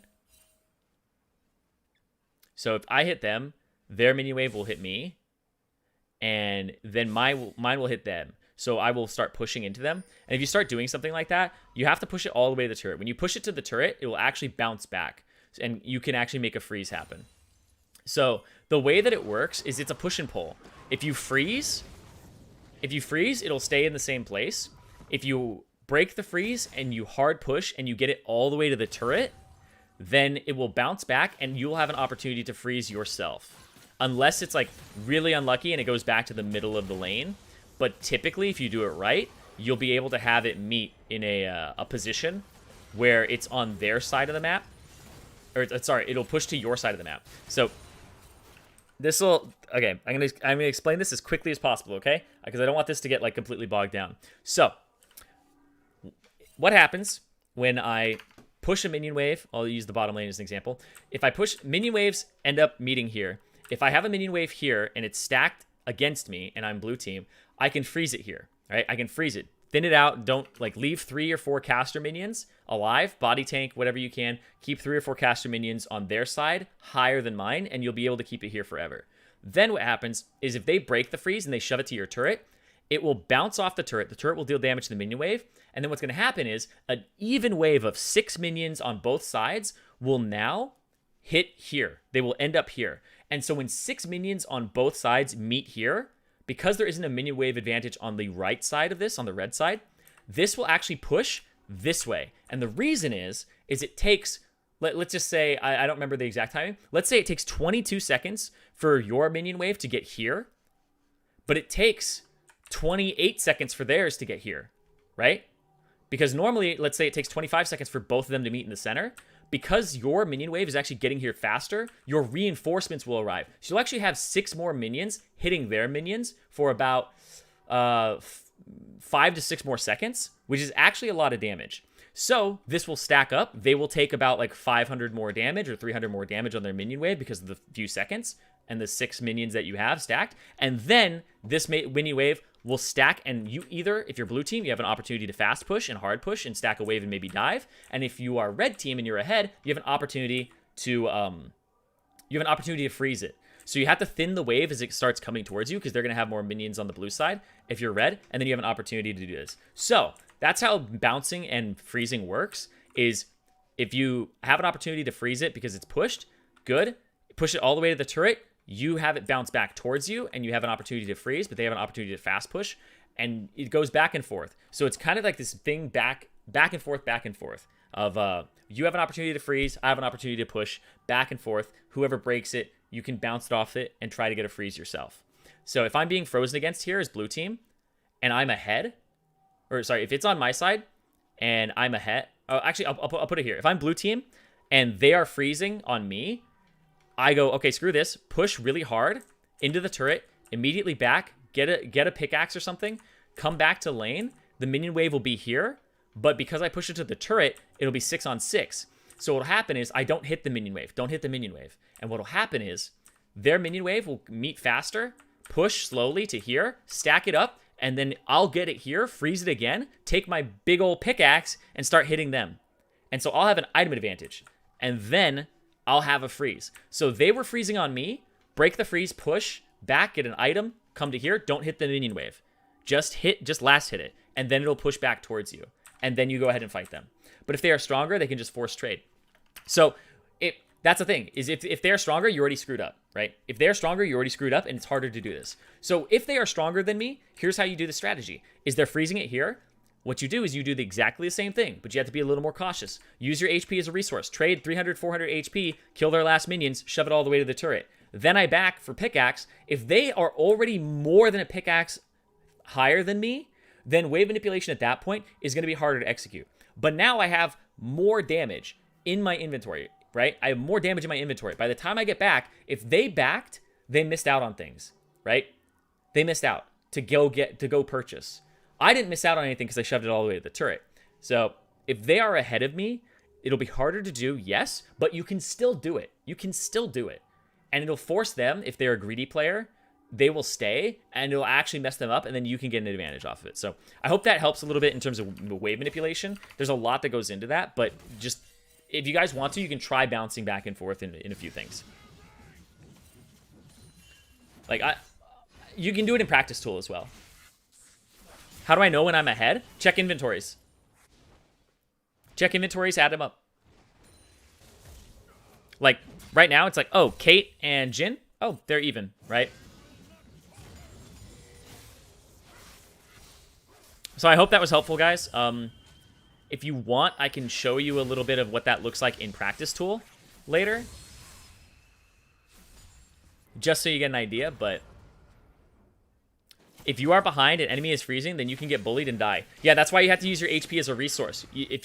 So if the enemy is freezing and you are behind, get full HP, walk back to lane, trade everything. Oh, he's dead now. Oh, he was just trying to help him, man.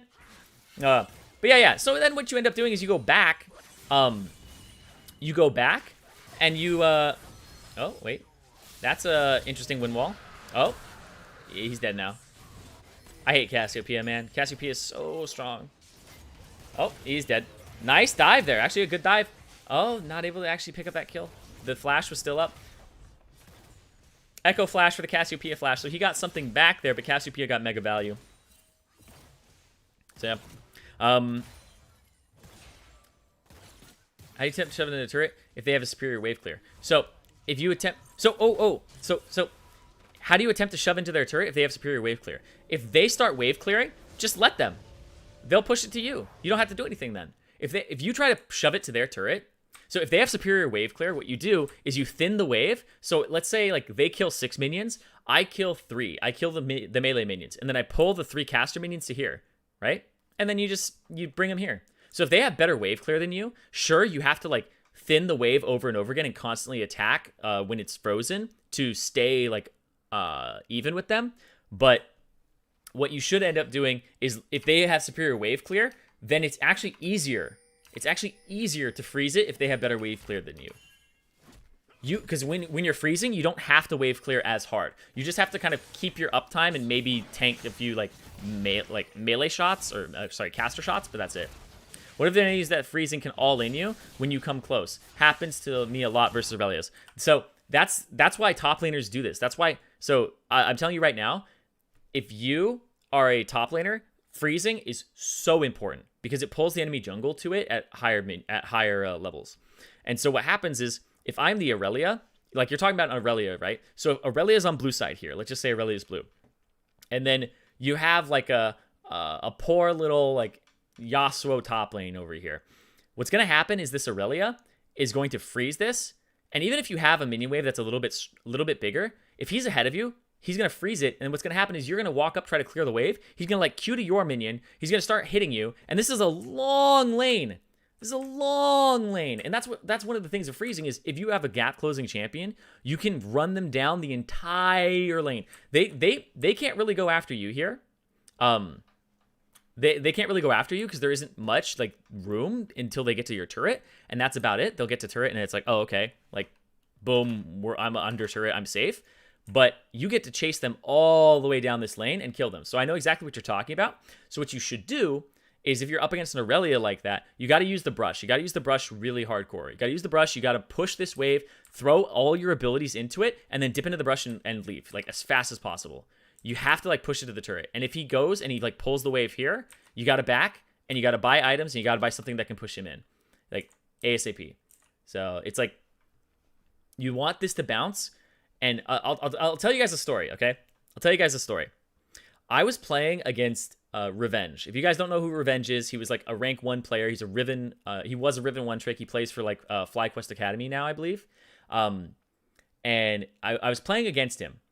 And I was playing Poppy into Riven, which is a counter matchup. Like Poppy wins that matchup. Level 1. I was like, I'm used to people like fighting for level 2 first, right? Like you like push in the wave and you're like, oh, we're both fighting for level 2 first. Boom. I walked up and I hit a full HP melee minion. So like he walked up and he like hit a full HP melee minion. He like hit melee minions twice. And then I walked up and I was like, okay, I'm hitting melee minions. I hit twice. And then I hit a third time. And then I hit a fourth time. And then he backed up. And I went, wait, what? Why is he walking away? And I realized he was like he baited me into hitting the wave to get it lower so that now my wave will push into him. And what he did is he got level 2 eventually. He got level 2 later than me. He got level 2 later than me because I got to push the wave and get level 2 first. But the wave pushed to here, and he hit level 3 first. And this is a good Riven technique, is hitting level 3 first right here, chasing the person down the lane while they're still level 2. It was actually pretty nuts. He didn't kill me, but it like made me realize that he was setting up a freeze. And then I was playing against, I think it was Chase Shaco, who like was also hovering around this area. So I couldn't even walk up here to like do anything about the freeze. So like if your laner is freezing, junglers, it's great to come there. It's really great to come there and actually like mess this guy up who's trying to break a freeze. So yeah, that's when like I really learned that I suck at top lane, because all it took was, or I guess like I was definitely not as good as like these top level players, because he was able to realize immediately that I had hit the minion wave and taken like 120 HP off the wave more. Because you just think of the minion waves as like a collective HP pool. And I took 120 off, which is enough for it to push towards him. And then he froze it, and he got level 3 first, even though I got level 2 first. He got level 3, which is a more important level for Riven, because it's the one where you have all your abilities and can chase people down. Granted, a bottom lane, like level 2 power spike is kind of like more important than level 3 most of the time. So it's very important to learn when you should do it, and also how to do it. Because all it took was 2 autos for him to realize that I was going to get screwed over, and that I wasn't going to be able to ward the top side against this aggressive jungler. If you're a jungler and you see a freeze against you, if you're a jungler and you see a freeze against you, then you should 100% like try to go to that lane and break it. The guy like might like it shows where you are, and that's like kind of sucks, but at the same time it's not gonna get much better than that. Oh, he's gonna ulti?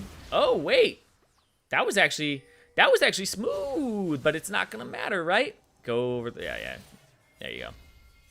Ha! Ha!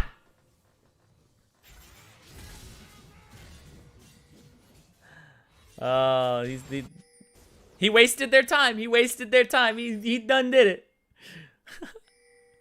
Oh my god. Oh, and he has the Rift Arrow too. That's actually interesting. So yeah, they'll get 1 plate, and then they'll get 2 more. They could potentially get 3 if they keep their. Okay, yeah, okay, almost. Will they get that one? No, they won't. Okay, they'll just come back for it later. Thoughts on climbing with Yorick? Very, very hard. Unless you're split pushing. You basically play a solo game. Difference between the Echo and me last game is I used Electrocute. Guess who snowballed? No, I know what you mean. It's also his team is behind, so it's harder for him to like get Dark Harvest stacks and stuff too. But you know. Oh, nice block, nice block. Good job there with the W. How do I improve on macro? Watch the minimap and think of it as a chess match. If you see somebody one place, they can't be somewhere else. So, you know, if I saw Echo top, what can I do as a support here? As soon as Leona knows that Echo's top, she should run into the jungle. Like, people are too lane focused. Stop focusing on your lane. Focus on the entire thing. Like, if I saw Echo top lane here, I would run, not there. I wouldn't ward there. I would ward here. And I'm not missing out on experience because there's no wave that, and my wave is just getting killed by the turret. What am I doing as Leona? Just like run all the way there and drop a ward. Boom. Or drop a ward here, right? Or even here. See, like both those, if you're scared that he's on this side, if you know he's top side, just go and place a ward over here or here, and you're good. So you should maximize the time that the enemy exposes themselves. Right? It's like when the jungler shows what side he's on, if you are on the opposite side, like that's the thing is people care. When you look at the minimap, you go, is the jungler ganking me? And that's not actually like the best way to think of it. You should be like, where is the jungler going? Because if he goes to top side, and even if I'm not the one being ganked, right? I should always be looking at the minimap. If I'm not the one being ganked, and I'm like, he's top side, and I'm bottom side, I actually get action. I actually get priority now. I should be able to, if my jungler's on my side, or even if he's not, I should be able to run into the enemy jungle, have zero fear of running into somebody like you know, their jungler, and I should be able to place things down and impose my will on the game, which is oh man. Dead. Oh, he didn't let the Karthus get any piece of that. Come on, man. He was going to get a Dark Harvest stack and everything. Whatever. But yeah, 1000%. Any tips on tracking the enemy jungler as a jungler? Think about what they would want to do. What lanes look juicy? Because I'll see somebody trade and I'll be like, if I were that jungler, I would be there right now. And then immediately, like, you got to start going there. Oh, nice W again. Woo! Good kill, good kill. There's the way. Man, this Cassiopeia is gonna get out of control. Ooh. This one's getting dirty. This one's getting dirty. Thoughts of climbing with Rammus? I like Rammus. I think Rammus is really good against all AD teams. If I see an all AD team, I will go ahead and, you know, pick Rammus into that. As long as it's not like terrible in the jungle matchup itself. If I freeze a minion wave on my side on the bot lane, but the enemy jungler comes to attack me, should I pull back? Yes. Yes. They have pulled out. So what you have done effectively, if the enemy jungle comes to break the freeze, you do have to give it up. It is the trump card. But what you just did is you gave... Oh. What you just did, by making a freeze that the enemy jungler had to break, you just gave your top lane a huge priority. Now, they may not use it. But what I just did is I pulled the enemy jungler to my lane. He is now in plain sight. My mid lane and my top lane are not being ganked. I have to give this up. But what the jungler is trading is he is trading his potential to gank mid and top for breaking a freeze bottom. So he doesn't gain much out of it. He splits experience with 2 other people. Or even if he's not splitting experience, he shows himself. He may give up his topside jungle camps. If the enemy jungler sees this, if my jungler sees this, or if I see somebody like trying to break a freeze, I'm immediately going to go into their topside jungle, ward it, take their camps, and then leave and maybe gank somebody on the opposite side of the map. So that's what you should be doing.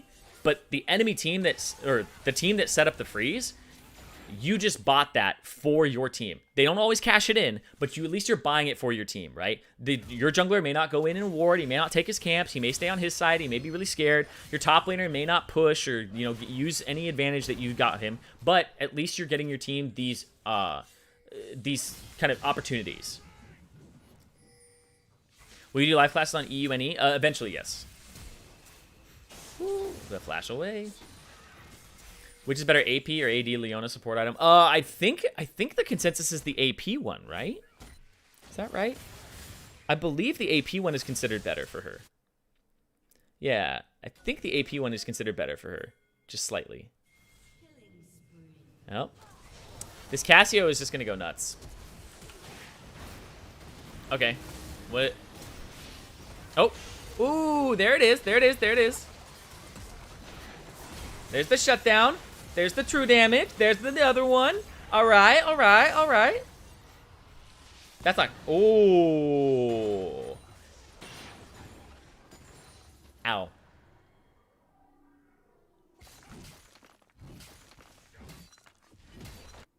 Ow.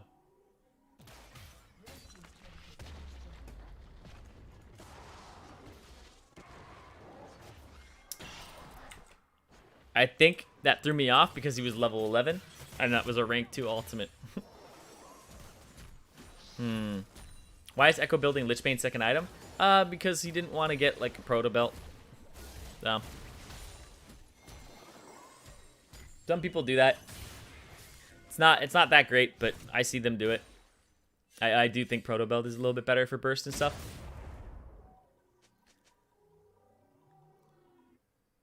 Did Karthus buy Blue Pot? If he wants the extra burst in AP, it's not bad to buy an Elixir of Sorcery. It's not terrible. Like, if these things are actually like before a big fight, you should buy this. Like before Baron, you should be buying that. Before like 4th Dragon, you should be buying it. Even if like, because what's gonna be better in that like fight in the next 5 minutes? Is it better for me to have extra AD or like or maybe even like extra HP and tenacity versus a Ruby Crystal? Because winning that fight is more important than me having this item that'll like progress my build, right? The raw stats are better. The way that elixirs work is their raw stats are better than what you could buy for the same price. They're very, very cost effective. Very cost effective. But they're temporary. So buying them at the right time is good. Should you sell boots when you're max build? Depends on the champion. If you are mobility dependent, then yes. If you are not mobility dependent, then... I'm sorry, if you're mobility dependent, then no, you don't want to sell them. You want to keep them. So yes, you should keep them.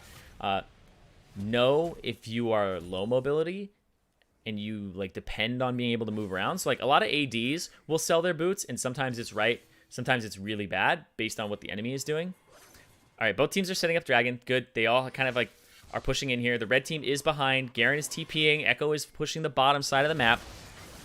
That's kind of a miss. The Leona is trying to hard engage. It's stunned onto 2. They're grounded. The Cassiopeia is doing work. Slam dunk into the backline. Where's the true damage? There it is across 2. But that's going to be the sec going down. There's the counter. They just ravaged the backline, and Echo was just not there. And there are the question mark pings. They just question mark ping Echo as he's getting the bottom lane turret with the Rift Herald. So Echo opted to go for Rift Herald bottom lane push to get the turret instead of go for the Dragon. Now he's going to try to go for a hero play here, but they're going to stop doing damage to it. Oh, he's got it. No. That was good. That was good. That was good from blue team. They stopped damage on the Dragon. I wish my teams would do this. You just stop damage on the Dragon and make sure that you that you aren't getting it low so he can steal it. Until he's dead, just stop. Just stop the damage. It's not going to kill you. So. Alright, let's see. It looks like this here bottom lane looks... It's like so important. Well, of course it's really important. It's like it's on the bottom side of the map, and it's like the Dragon is one of the things that you really have to focus on. What do you do as a mid laner when bot and jungle into every other game? Focus on top lane then. Gank the top lane. Get the Rift Herald. Use the Rift Herald to get money. Get your top laner really far ahead, and then you can go to the bottom side and get dragons by yourself eventually. But you can sometimes also, if they're inting, you can wrap behind the bottom lane. But if you're winning and you have wave clear and push, then you should be using that to roam around the map. Any guides available for supports? I think there should be some that are up. Oh, that's a... The Zenith Blade went kind of through the side of it, but okay. Oh, wait, that's a stun on the Cassiopeia. There's the damage. Okay. There's the snap back, but that's... Oh, he's dead, man. That's so much damage. Yeah. The Karthus has the Magi's now. The Karthus gets to hide in the jungle, just clear, and basically press R and just orbital ion cannon this team. The Karthus jungle was like, I don't know. It's such a strange champion to me.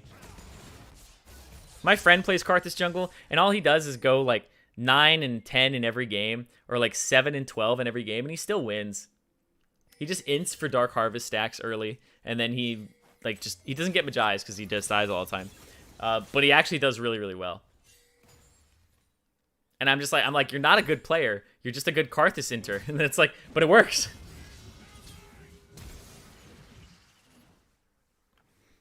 You flame them? Wow. That was more damage than I thought it would be as well, but it's because he's got extra items. Okay. Not quite. There's the Rampage. They're just going to be able to just blow him up. Triple kill.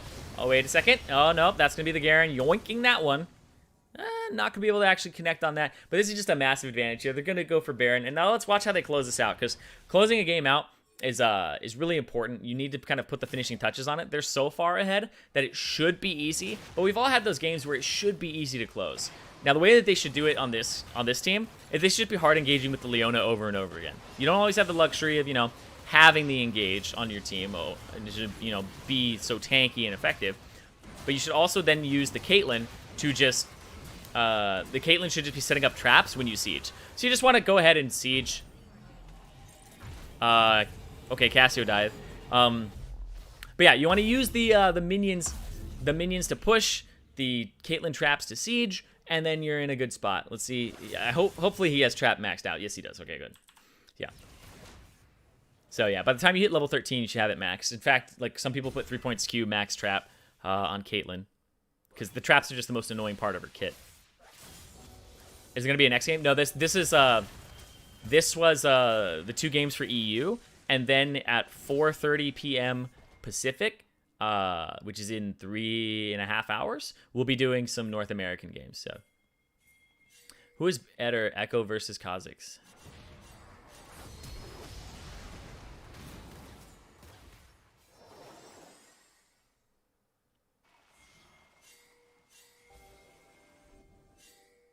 It really depends.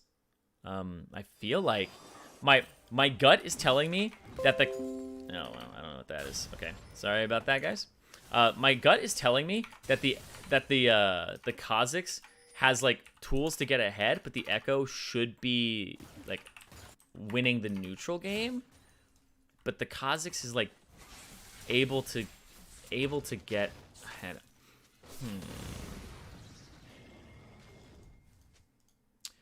Yeah, it looks like... Okay.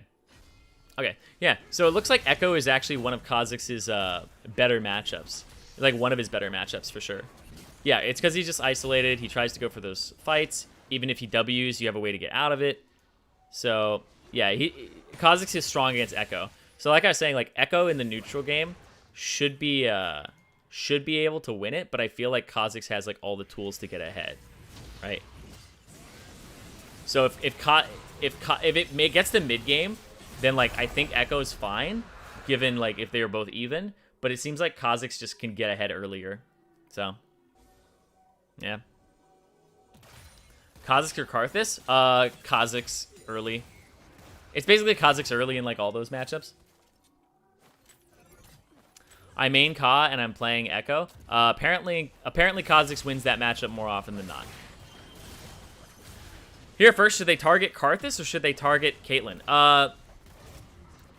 Ideally Caitlyn. I mean, it's hard to actually, execute on this. The Cassiopeia is a big threat too. There's actually like so much damage. There's so much damage. Even if you kill the Karthus, he's still gonna do damage, right? It's basically whoever you can hit. Oh, that Jin's dead. Yeah, that's what I was waiting for. Now I was thinking about, the Karthus ultimate in these fights. Okay. Oh, can't get on the Cassio. There's the double bubble. Wait a second, but that's still not going to be enough damage. Is Echo going to R back? No. Oh, okay. Okay. So yeah, you saw where the traps are. The traps are like in these odd placements. Let's go back just a little bit here. Yeah. So the traps are kind of like here and here to kind of like prevent them from getting in. But it doesn't really, because if you pay attention, you can walk by and walk through them. I kind of like trap placements that are more along the line, like this part here, because that's really where you want to siege. You can place them here. You can place them like, I think one of the sneakiest things you can do is place it like on this part right here on the turret, so that they walk behind the turret, then they step on it. It's really deceptive because it's almost impossible to see.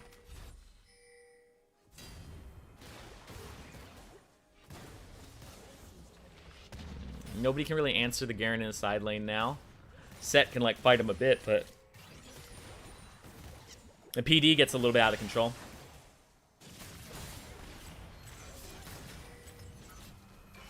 Okay. Good farming.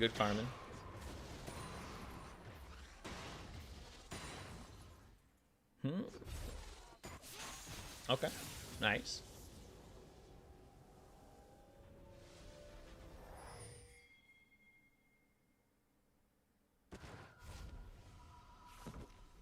What's better, Baron or mid inhib? Baron. Because you can get the mid inhib pretty... So it's like, whichever one is easier for you to get, I guess I would say. Because the Baron will get you the mid inhib, and the mid inhib will make it so that you can get the Baron easier, right? So they both like kind of go after each other, so it's like chicken and egg. But here, with the timing on Baron, I would actually push mid inhib to get the inhib, to make it easier for when the Baron comes up in a minute. So I would ward Baron, I would ward the top side jungle, I would push mid and top, ward the top side jungle, get ready for the Baron, but also to get that mid inhib at the same time. So yeah, push down mid and R. Okay. He was dead anyway. He eventually would have gotten him. Push down mid. Exactly. Force it. There you go.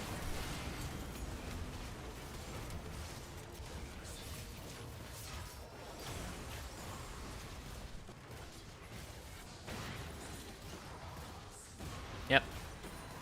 And if they need to, they can rotate to the top side after Garen pushes, or they can go for turrets. Yeah, because they get to kind of profit off the fact that they caught another person. Oh, he's gonna get caught pretty hard. Oh wait, is that gonna kill Jhin? No, okay. I was like, that would be ridiculous if it killed Jhin. I was like, that's when you know you fed. I mean, he's got 22 stacks of Magi's, and he's got death cap. So 29 minutes in, this Karthus is at what, like 700? Is it 700? 645 AP. And they're just gonna go for the win here, right? Okay, Leona into the back line, set. Gets the true damage, still not enough though, and just absolutely obliterated. That's the fastest I've ever seen this set go down, and that just tells you how fed every single person is on the blue team here. So, they're just going to walk this one in. They're just going to take this one home. That was like a big shellacking. They just destroyed him. They just destroyed this game. Like, a lot of this was the snowball off of the fact that the Yasuo was fighting the Cassiopeia early a lot, and then the bottom lane was kind of the Leona and the Caitlyn getting off the bat with like that thing that we talked about, where it was just the melee minion difference, the melee versus caster, which, you know, I didn't catch it first either. But yeah, so the Karthus kind of was the beneficiary of a lot of what was going on the map via his ultimate. He did get the farm, he got a bunch of Magi stacks, he did play it well, but I think like the Cassiopeia and the Leona teaming up to do things mid lane really threw off the Yasuo, and he just didn't have an off button like a lot of Yasuos. So yeah, it does end up kind of becoming a buffet in the mid lane.